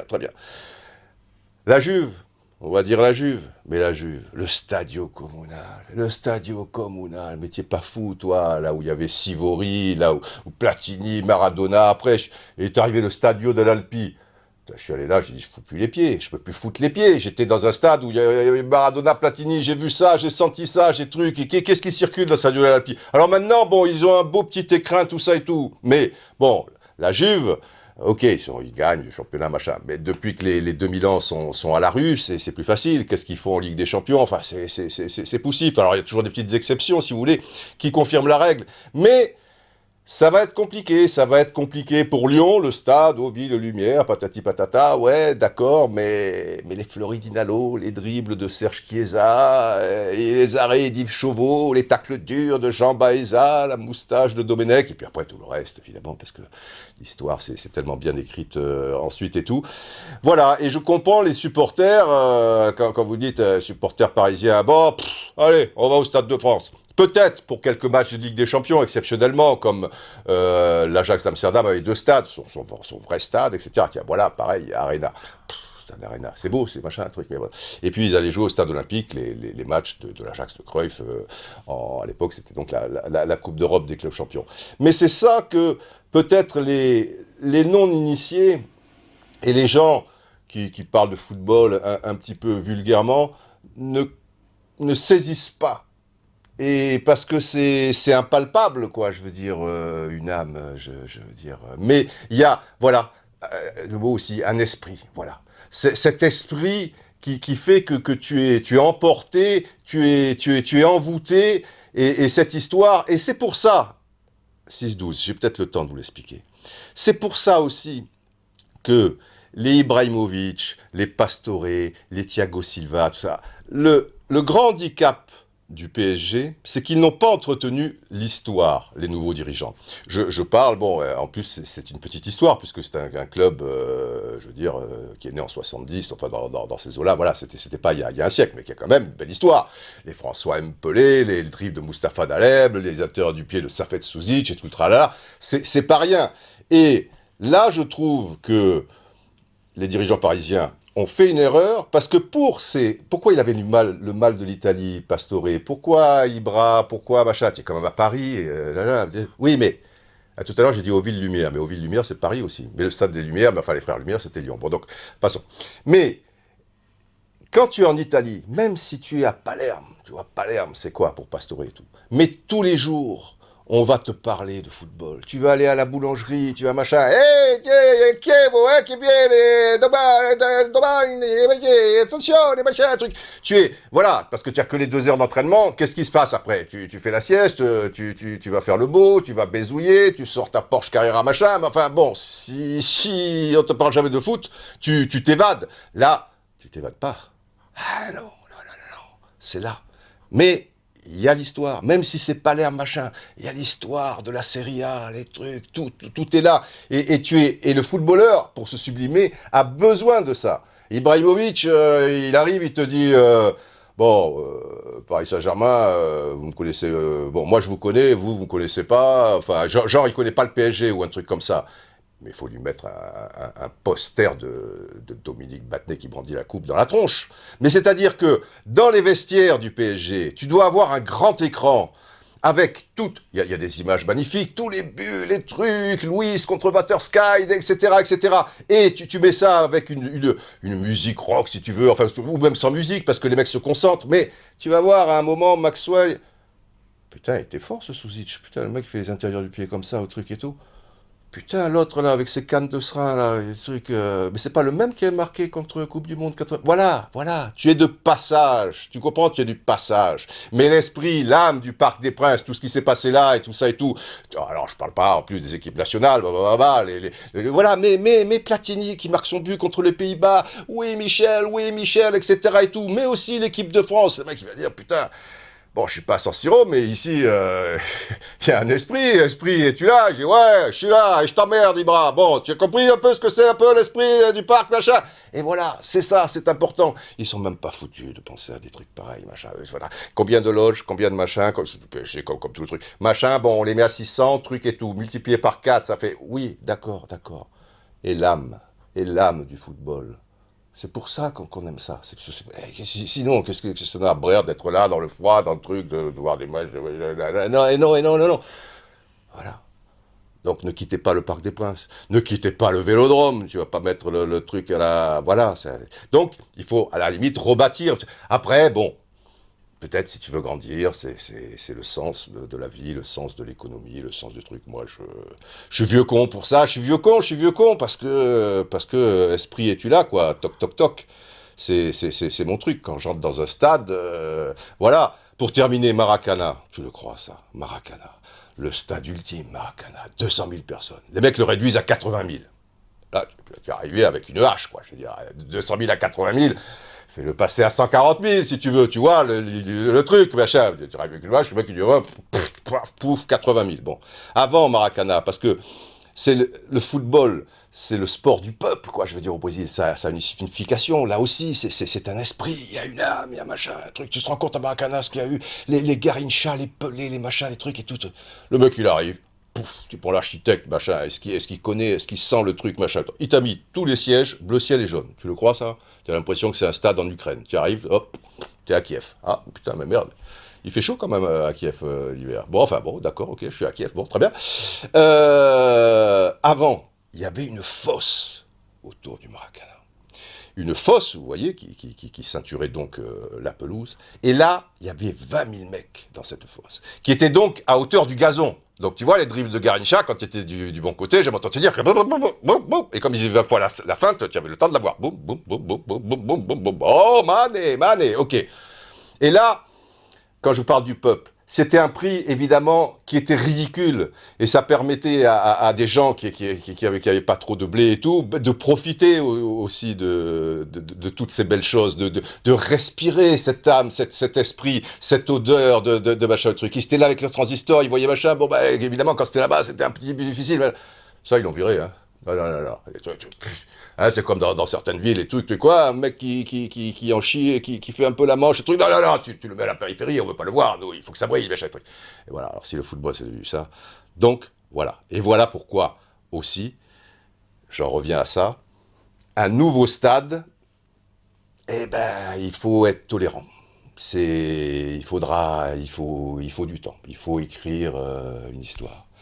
L'histoire, les enfants, l'histoire, la culture, c'est ce qui reste quand on a tout oublié. C'est pas de moi, vous savez.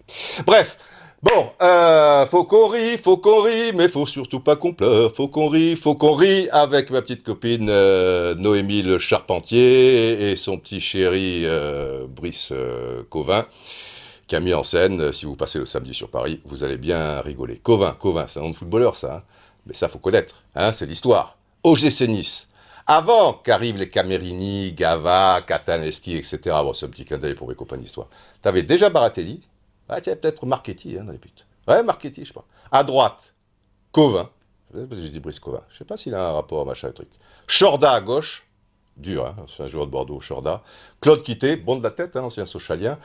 Et Koznár. Non, et Isnar stopper. Mais je me plante. C'est pas Covin. C'était peut-être Koznár. Il faudra que je vois ça. À la culture s'entretient, hein, je veux me replonger là-dedans. Bon, allez, rigolons un petit coup. Petit four au manchon fibreux.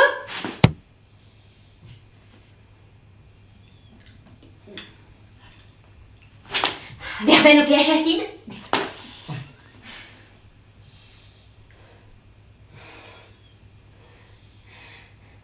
Oh, docteur.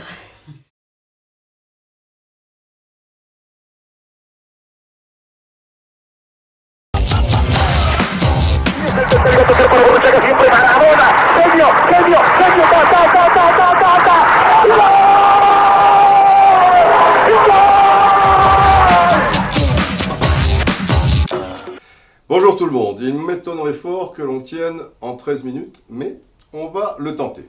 Donc, si j'ai bien compris, à travers les articles ou ce qui m'est revenu aux oreilles cette dernière semaine, sensiblement, on est d'accord, Bielsa est un tocard. Bah oui. Il a tous les défauts de la terre, je veux dire, c'est pas... Et puis là, hop, comme par enchantement, qu'est-ce qui se passe ? 3 changements, et ça paye. Et l'OM, évidemment, doit gagner ce match parce que Saint-Etienne est à la rue, mais enfin, on en reparlera. Saint-Etienne égalise, comme ça, ben oui, c'est le football, oui, il y a sans doute faute. De Théophile Catherine sur Alessandrini, ça change beaucoup de choses. L'arbitre, manifestement, l'a pas vu, mais déjà, à mon sens, il y a grosse erreur de Ocampos, et puis Aloé qui est... Déjà, le gars, il peut pas centrer, quoi. C'est pas possible. Tu as 20 secondes de la fin. Et à un moment, il pouvait le mettre, le 3e but. Simplement, peut-être que les joueurs, patati patata. Et là, c'est pas Bielsa qui est sur la pelouse. Mais par rapport aux 3 changements, là, il est peut-être plus aussi tocard que ce qu'on laisserait entendre. Alors, je vais vous donner une petite anecdote à ce sujet. C'est rigolo. Le samedi et le dimanche, je fais une émission sur l'équipe 21 qui s'appelle l'équipe du soir. Et depuis une à deux semaines, il y a une rubrique qui s'appelle le combat des légendes, c'est-à-dire que je suis en face de Dominique Grimaud, et sur quelque chose de précis, eh bien, lui il est pour, et moi je suis contre, ou l'inverse, et on donne nos arguments, voilà, il y a match. Et là, le présentateur, Benoît, disait, on pourrait faire la chose suivante, toi tu es pro Bielsa, tu dis qu'il doit rester à l'OM, et Dominique, lui il pense qu'il doit quitter l'OM. Donc, on fait le match comme ça, pas de problème. Simplement, il y a les changements, et je regarde le match avec Dominique. Et là, il me dit, là, on fait plus le match des légendes. Je lui dis, pourquoi ?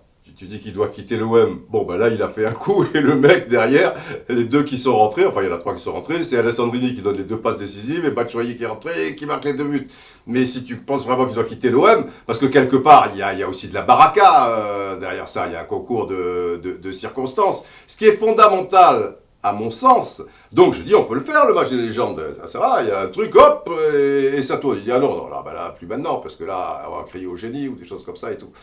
Bon, donc on n'a pas fait le match des légendes. Mais vous voyez comme, rough. Alors donc là, Bielsa, boum, il recommence à être du bon côté de la barrière. Ça sera plus compliqué de l'attaquer, jusqu'à ce que l'OM ait des petits soucis d'un point de vue sportif, ça soit pas trop ça, et ben boum, là, derrière, certaines personnes se déchaîneront, à tort ou à raison. Mais ce qui me gêne là-dedans, c'est que ce ne sont pas des raisons sportives. On va chercher une petite bête, parce que ce Bielsa, ben lui, il ne fait pas de compromis. Alors peut-être que ça pourrait s'arranger, les caméras vont pas trop à l'entraînement, il n'aime pas trop ça. Vous savez, dans les pays de football, en général, les caméras, en Angleterre, en Espagne, etc. et tout, elles vont pas filmer les entraînements, c'est très rare. Mais bon, disons que ça pourrait peut-être s'arranger. Ce qui m'a vraiment gêné, c'est, et encore, je peux comprendre, la presse marseillaise, il faut qu'elle ait un petit peu du grain à moudre, voir les entraînements, ça se faisait autrefois, etc. Pourquoi pas? Mais on sait bien aussi, mettez-vous à la place de l'entraîneur, que s'il y a une embrouille à l'entraînement, si 2 joueurs se prennent la tête, etc. et tout, eh ben, ça va en faire dans des caisses, dans les journaux, et c'est pas bon. On est d'accord. D'un autre côté, les journalistes font leur métier, mais d'un autre côté, ça sera la merdouille pour l'entraîneur, les joueurs, le club, etc. Donc la chose la plus simple, c'est de dire non, pas aux entraînements. Mais à la limite, bon, qui se débrouille. Ce qui m'a gêné, c'est maintenant qu'il est un peu affaibli par des résultats moyens et surtout des prestations, c'est vrai, très, très moyennes, cette entrée-là, où Bielsa, c'est quand même un monsieur, quoi, je veux dire, c'est un grand du football. Alors on peut être d'accord, pas d'accord. Et là, les journalistes qui arrivent en applaudissant et en le chambrant, donc, en disant bravo monsieur, ça fait 6 mois que patati patata et tout. Et j'ai trouvé ça vraiment... en plus, quelqu'un qui est un étranger, quoi, qui vient chez nous, autant, oui, il y a certaines revendications que je peux concevoir, tout, bien sûr, mais là, j'ai trouvé ça quand même... je sais pas, ça avait un côté... il pouvait très bien dire, bon, ça va, vous applaudissez, ou très bien, allez, au revoir, je me casse. Parce que, on voit certains désavantages. Il faut voir aussi les avantages, quoi. Moi, que le mec, il parle pas français, je me mets à sa place. Si tu essaies de parler un petit peu français, tant que tu le maîtrises pas complètement, regardez Jardim, on comprend rien à ce qu'il dit, tout le monde se marre, il passe dans les zappings, dans les machins ou quoi, mais il passe pour un crétin. Donc vous voyez bien ça, bon après il regarde sa feuille comme ça. C'est quelqu'un, il est comme ça, il est timide, il est machin, il est truc, même dans des tas de circonstances, il est toujours un petit peu gêné, un peu de truc et tout. Il est comme ça. Moi ce que je vois, c'est que dans les conférences de presse, où on se fait toujours chier comme des rats morts, où les entraîneurs, en général les entraîneurs français d'ailleurs, ne disent jamais rien, ne parlent jamais de jeu, te donnent comme ça des petites choses complètement bidons, ben à l'arrivée, Bielsa, il parle. Et il parle de jeu. Et ses conférences sont super intéressantes. Et c'est pas évident, parce que maintenant, les entraîneurs, des conférences, j'ai l'impression que celle de Bielsa, celle de Blanc, j'ai l'impression qu'ils passent leur temps à faire des conférences. Donc le gars, il vient chaque fois quand même répondre à la presse, donc il faut voir le bon côté. Le deuxième bon côté, ben c'est quand même que l'OM, avec sensiblement les mêmes joueurs, et dans le trio de tête depuis le début. Alors, tout de suite, ouais, mais alors, parce que quand tu veux tuer ton chien, tu dis qu'il a la rage et basta. Alors, le grand truc, c'est, ouais, mais il les fait trop travailler, les mecs sont fatigués. Ah merde, dis donc. Parce que les footballeurs, de vous à moi, ils travaillent combien de temps dans la journée quand il y a des entraînements? 2 heures, 2 heures et demie, quelque chose comme ça. Alors on dit, ouais, mais les vidéos sont trop longues, des fois c'est long. Ah ouais, putain, c'est long. Là, tu es assis sur la chaise, tu es dans le cœur de ton métier, tu regardes des choses sur ton positionnement, ce qu'on te demande, sur le positionnement des adversaires et tout. Putain, c'est chiant.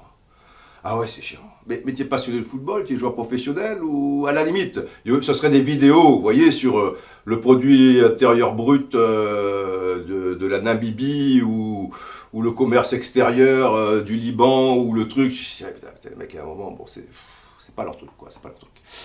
Mais là, je sais pas, les vidéos, à ma connaissance, normalement, c'est plutôt sur le foot. Donc ça devrait aller. Puis je pense pas qu'il reste 5 heures en vidéo. Donc, alors après, on dit, on a la preuve, parce que maintenant on a la preuve que les joueurs sont fatigués. Ah, le truc ultime. Ayou, vous avez vu Ayou, il court comme un lapin. Il était formidable c'était contre Reims, je crois. C'était Reims, hein, quand ils se font remonter à la dernière minute. Oui, c'est Reims. Ah, on est vachement aidés. Dors, tranquille. Donc, c'est imparable. Le mec a pris un mois de bol d'air en Afrique avec des méthodes tout à fait normales. Et là, il retombe sur le bourreau. Mais là, il a repris du gaz. Ah ouais. Et Gradel. Qu'est-ce qu'il a fait, Gradel? Gradel, il était déchaîné hier soir. Je vous précise qu'il est 2h du matin. Hein. J'aime bien comme ça être dans le vif du sujet, pas trop lire la presse, machin, patati patata. Gradel, il n'a pas arrêté, Gradel. Et Gradel, ça veut dire alors que Galtier, il fait travailler trop ses joueurs aussi, alors non? Hein? Parce que sinon, les autres joueurs, ils avaient l'air fatigués. Gradel, il n'arrêtait pas, machin, c'est... Voilà. Ah, c'est vraiment... c'est usant, quoi. Le mec, tu vois son CV, tu vois des gars comme Simeone, tout le monde dit « Ah, Simeone, Atlético Madrid, comme il fait bosser les machins, comme il fait truc. » Si Simeone venait à l'OM, alors les mecs pourraient pas bosser parce que ça les fatigue. Mais curieusement, quand les joueurs français, si un des joueurs marseillais là, qui venait à se plaindre, va jouer à l'Atlético Madrid, jamais il te dira que Simeone le fait trop travailler. Hein. Donc vous avez des gars comme Simeone, sa référence, tac, c'est Bielsa. Guardiola qui dit « Bielsa, le plus fort d'entre nous. » Guardiola quand même. Des gars comme Menotti, des machins, Zanetti encore, tout récemment Javier Zanetti, alors qu'il a eu quand même quelques entraîneurs qui sont passés à l'Inter de Milan quand même, Mancini, Mourinho, machin, il dit le maître c'est Bielsa. Mais nous, Français, parce que nous on sait tout, machin quoi, ah non, il n'est pas un truc, non, il les fait pas travailler, non. Enfin, pas travailler, non, il les fait trop travailler, il est psychorigide, oh là là, et puis on peut rien lui dire, oh, et puis on peut pas filmer les entraînements, patati patata, donc voilà, le mec, c'est une catastrophe, faut qu'il parte. Faut pas déconner.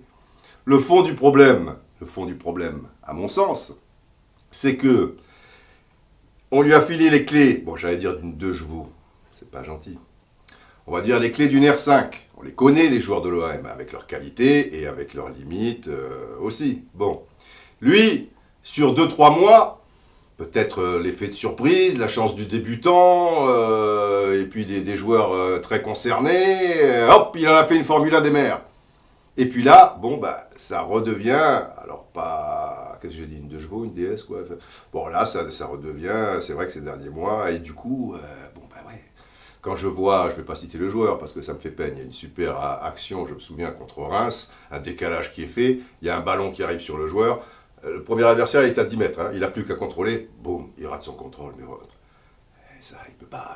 Alors peut-être, il a un tort, c'est d'avoir trop d'ambition par rapport au matos qu'il possède. Mais on ne peut pas en vouloir à quelqu'un d'essayer de tirer le maximum et d'être ambitieux dans le jeu, quoi. Parce que bon, je dis, c'est un peu péjoratif quand je dis une 2 chevaux, enfin après je ne sais plus ce que j'ai dit, une Gordini ou je ne sais pas trop quoi. Bon, ça reste des bons joueurs. Mais on les connaît aussi, ça reste aussi très fragile. Payet, il peut être très bon, mais il n'est pas constant. Imboula, il a été super au début, mais Imboula, c'est sa véritable première saison, je veux dire, en Ligue 1. La saison passée, il l'appelait Imboula, il a fait juste quelques bouts de match, il était à l'Ouest, ça s'est mal passé avec les espoirs, il a cassé une porte, il a truc, enfin bon bref. Thauvin, on a demandé beaucoup trop à Thauvin, quoi, je veux dire, on disait, oh, Thauvin c'est un génie, c'est un phénomène, tout ça et tout. Il a sans doute des qualités, mais le matos qu'il a au-delà de ça, c'est que il n'a pas 20 joueurs sensiblement à peu de choses du même niveau, quoi. Et quand il y a la CAN qui passe par là, et quand Koulou, tu le perds et que, selon toute vraisemblance, il va se faire opérer, etc., à un moment, bah ouais, les joueurs, peut-être, après, il y a la confiance qui descend, parce qu'il y a eu des bons coups à jouer à Lyon, au PSG, où c'est passé à ça, mais l'arrivée, c'est des défaites, donc le doute s'installe, etc.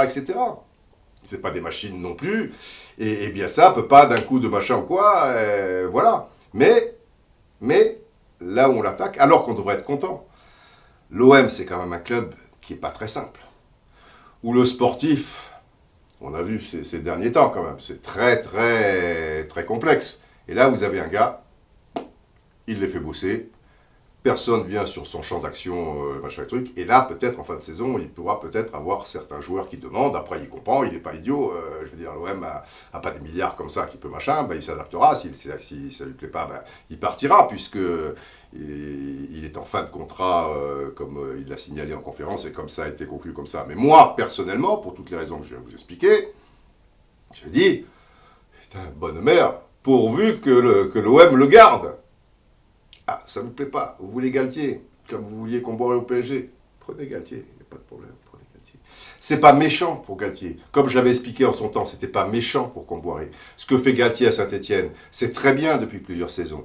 Et peut-être qu'après il va aller dans un club plus machin, et il va passer un palier, et encore un autre, et encore un autre. Mais de vous à moi, au jour d'aujourd'hui, si vous préférez Galtier à Bielsa, ah ben ma foi... Non, parce que j'entendais dire Galtier, peut-être l'OM, comme il est Marseillais, Galette, etc. et tout, bah, ma foi, mais c'est du délire, quoi. Moi, j'ai l'impression, quelque part, que des fois, c'est... Heureusement, j'espère pour lui, Bielsa, qui lit pas la presse, qui truc, mais enfin, les applaudissements et les trucs, il se les a pris dans la gueule. Hein. Ancelotti, je me souviens comment il a été traité par certains confrères, notamment à la télé et tout, enfin c'était comme un chat dans un jeu de quilles, c'est quand même Ancelotti, quoi. Alors on peut ne pas être d'accord sur certaines choses, on peut en discuter, voilà, quoi, on peut discuter, le football c'est ça, mais un minimum de respect quand même, je veux dire, c'est pas, là on est dans le haut de gamme, et même si on est dans le bas de gamme, il faut être respectueux aussi, quoi, dans tous les cas de figure. Mais là, je veux dire, comment, des fois, j'entends des trucs, je lis des trucs. Alors on dit, ah, Gignac, ça c'était le dernier truc, il est arrivé un peu en retard à l'entraînement, il l'a renvoyé au vestiaire. Gignac explique par tweet que, en fait, il est parti avant parce qu'il devait aller chez le dentiste, etc., etc. Bon, ce que je vois en tout cas, c'est que les joueurs, eh ben, ils adhèrent. Ce que je vois, c'est que Gignac, il a un super esprit. Gignac, je le vois avant le match contre Reims, il enlace tout le monde, allez, machin. C'est vrai qu'il n'est pas dans un bon moment et que tu sens que ça passe pas en ce moment. Ben ça, c'est les avant-centres, même les plus grands. Ils ont connu à un moment des petites périodes de doute. Je vois Gignac qui est sorti, parce que tout de suite, ça y est, sur les plateaux de télé, et le nôtre, et je ne me suis pas gêné pour le dire, hein, parce que je n'ai pas un langage ici, et puis un langage machin, où on dit, attention maintenant, est-ce que Gignac, le danger pour lui, c'est que Batshuayi a machin, et que ceci, cela. Et je dis, il est où le danger? Ben, c'est bien que Batshuayi a truc, et Gignac, il ne peut pas être comme ça tout au long d'une saison, il y a des hauts, il y a des bas, ben, il sera peut-être remplacé. Pourquoi le danger? Un groupe qui vise quelque chose, eh ben, c'est 17, 18 joueurs, c'est pas juste si on sort un joueur pendant 1 ou 2 matchs, le mec va pas faire la gueule, quoi, je veux dire, faut arrêter. Si c'est à l'étranger, le mec fait pas la gueule. Hein. Griezmann, il jouait pas au début à l'Atlético Madrid. Le mec aurait pu dire, putain merde, quand même, j'ai fait une Coupe du Monde avec la France, nini, même à un moment on visait le titre, et patin, coup fin. Elle est arrivée à l'Atlético Madrid et moi je suis remplaçant. Et ben ouais, ben, il a bossé, il a truc, et maintenant il arrête pas de claquer, et il a convaincu Simeone. Ils ont mis 30 millions sur la table, hein. C'était pas pour le laisser remplaçant non plus. Mais enfin, je veux dire, ben ouais, il faut qu'il commence à s'adapter, etc. et tout. Et regardez Gignac, quand je dis super bon état d'esprit, il est sorti. Et ben j'ai vu des gros plans après le deuxième but de Batshuayi ou machin, où il applaudissait, où il disait allez. Il n'y a pas de problème. Qu'est-ce que les journalistes vont inventer des problèmes? Pourquoi tout d'un coup, maintenant, le danger c'est pour Gignac, c'est pas le truc. Au contraire, ça va le laisser un peu respirer. Si Batshuayi machin, il a toujours à jouer le jeu. Le gars, quand Batshuayi rentre, il va sur le côté droit. C'est tout à son honneur, quoi. Je veux dire, Gignac, respect par rapport à tout ça, vraiment. Donc voilà quoi. Et les 3 changements. Revenons à ces 3 changements. C'est ça que j'ai aimé là-dedans. Derrière, c'est vrai qu'il y a un concours de circonstances favorables. Alors maintenant, il y a l'éternelle formule, coaching gagnant, patin, coup fin. Bon, ça s'est bien passé, quoi. Il y a un peu de baraka dans le truc. Mais au moins, le gars, il prend des risques, quoi. Un peu d'audace. Parce qu'on pense qu'il est dans des schémas complètement fermés, mais il te chamboule le truc. Puisque il change 3 gars d'un coup, parce que là, on y allait tout droit. Hein.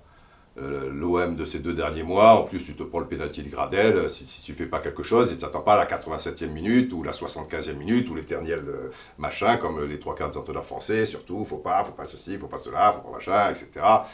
Et le mec, il a des couilles, hein, je veux dire. Bon, bah, il le tente et il sait que si ça passe pas, boum, il se prendra derrière. Mais là, le mec, il n'est pas là pour séduire, ou pour rester 3 mois de plus, ou grappiller, ou avoir ses petits privilèges et tout. Il est là pour donner le maximum pour son club. Et pour lui, donner le maximum pour son club, c'est que là, il fallait mettre un garrot, et il fallait quelque chose de radical. Donc, il a fait ces 3 changements. Voilà. Et ça, je trouve ça, et que ça soit payé en plus, bon ben, je trouve que dans notre Ligue 1, qui manque un petit peu justement d'audace, d'ouverture et de choses comme ça, eh ben ça fait du bien. Et je pense que Bielsa, dans notre championnat, ça fait du bien. Parce qu'en plus, oui, c'est un personnage. Oui, il a du charisme. Ben, par les temps qui courent, je veux dire, on cherche un truc, tant mieux. On va pas s'en plaindre. Mais derrière, le mec, il est fort. Il est costaud. C'est un professionnel. Et dans un club ô combien compliqué, boum, il a mis les balises. Voilà. Simplement, le truc, c'est que le mec, il est libre, quoi. Voilà. On va pas essayer de le tenir, de ceci, de cela. Il va pas la jouer à je vais faire des concessions parce que voilà. Bon, il est comme ça. Alors c'est pas facile parce que nous on est toujours habitués à des gens pour garder son petit privilège, son petit précaré, son petit machin ou truc. Bien ça, s'il est dans la position de Deschamps qui se fait couper en deux par Anigo, qui dit c'est Calimero machin. Bien ça, au revoir monsieur Anigo, montrez-moi votre CV, votre truc super machin. Au revoir monsieur. Hop. Je suis là, voilà. Si le président Labrune tranche pas en faveur de Bielsa, si ça avait été le cas Bielsa à Nigo, il dit, monsieur Labrune, bien, machin, truc, au revoir, avec ce petit sourire, truc, machin, voilà. En France, ça toujours, alors forcément, des mecs comme ça, je dis pas qu'il faut pas être bon, ben voilà, mais ils sont un peu différents, quoi. Et je pense qu'ils sont aussi dans le vrai. Alors forcément, ça dérange. Putain, enfin, la Ligue 1, franchement, à mon sens, telle qu'elle est, avec toujours ces uns et ces autres qui veulent garder, comme je vous dis, je crois qu'elle ne mérite pas bien ça. De vous à moi, c'est triste. J'ai peur qu'ils partent en fin de saison, et je pense que ça serait un gros problème. Pas que pour l'OM, même pour notre championnat, ce serait dommage. Je vous ai déjà dit dans une vidéo précédente que je ne comprends pas, ou je comprends trop bien, pourquoi il n'y a pas de grands techniciens étrangers qui viennent dans notre championnat. Même Eli Bop, je l'aime bien, mais on voit que les mecs l'ont là. La profession, je veux dire, ils n'aiment pas les trucs. Les mecs qui passent leur diplôme, Clairefontaine, on est les génies, on est ceci, patati, patata. Il arrive bien ça, putain, en plus le mec maintenant il gagne, il fait le truc. Ils n'aiment pas, Eli Bop, donc, qui n'est pas un foudre pour aller chercher des merdes, et qui est un gars plutôt tranquille, bah, il déclare récemment, c'est formidable l'OM, truc, parce que quand l'équipe gagne, c'est l'entraîneur, et quand l'équipe perd, c'est la faute des joueurs. Voilà, donc, petite pique, je veux dire, évidemment, il faut le voir au second degré. Je peux concevoir que tu te dis... Putain, le mec, machin, j'ai été jeté comme un malpropre, machin, et le mec, il arrive avec les mêmes joueurs, bim bim. C'est comme ça, c'est pas... oui, c'est Marcelo Bielsa, qu'est-ce que tu veux, ces trucs, ça veut pas dire que tu es un mauvais entraîneur, ou une mauvaise personne, ou truc, et bon, c'est... Oui, je peux comprendre que parfois, il y a une forme d'injustice, et qu'il soit badé comme ça par les supporters, ça peut mettre les boules, mais bon, faut être content pour l'OM et pour tout ça. Bon, les supporters, on leur refait pas, mais je vois, et c'était le début de cette vidéo, à travers les articles tendancieux, je connais la presse, je veux dire, je suis depuis 40 ans dans ce milieu, à travers des petites choses comme ça, je vois que ça bascule, que les pro-Bielsa se font un petit peu plus rares et qui se font, à mon sens, un peu balader pour des choses, je viens de vous l'expliquer, qui ne tiennent pas la route. Voilà. Mais bon, soyons toujours jaloux des Anglais qui ont encore plus d'argent, alors que nous, on était toujours les pauvres, machin, 750 millions d'euros, machin, toujours la faute des autres, toujours patati, patata, truc et tout. Laissez partir Bielsa. Et ça ira beaucoup mieux, et vous aurez un entraîneur, ça sera super. Voilà. Bon, je vous laisse en compagnie de Noémie, parce que bon, ça reste du football, et il faut bien qu'on rigole. Il y avait un gros succès samedi dernier, et bien samedi prochain, si vous êtes du côté de Paris, je vous la recommande. Voilà. Mais c'est très simple. Donc pour faire jouer une femme à tous les coups, il faut que vous sachiez que nous sommes toutes différentes. Mais le secret ultime, la chose la plus importante, c'est que... Je te parie que j'arrive à faire un solo de Starway to Heaven en gardant ma canette sur le manche. Et voilà, docteur, vous savez tout.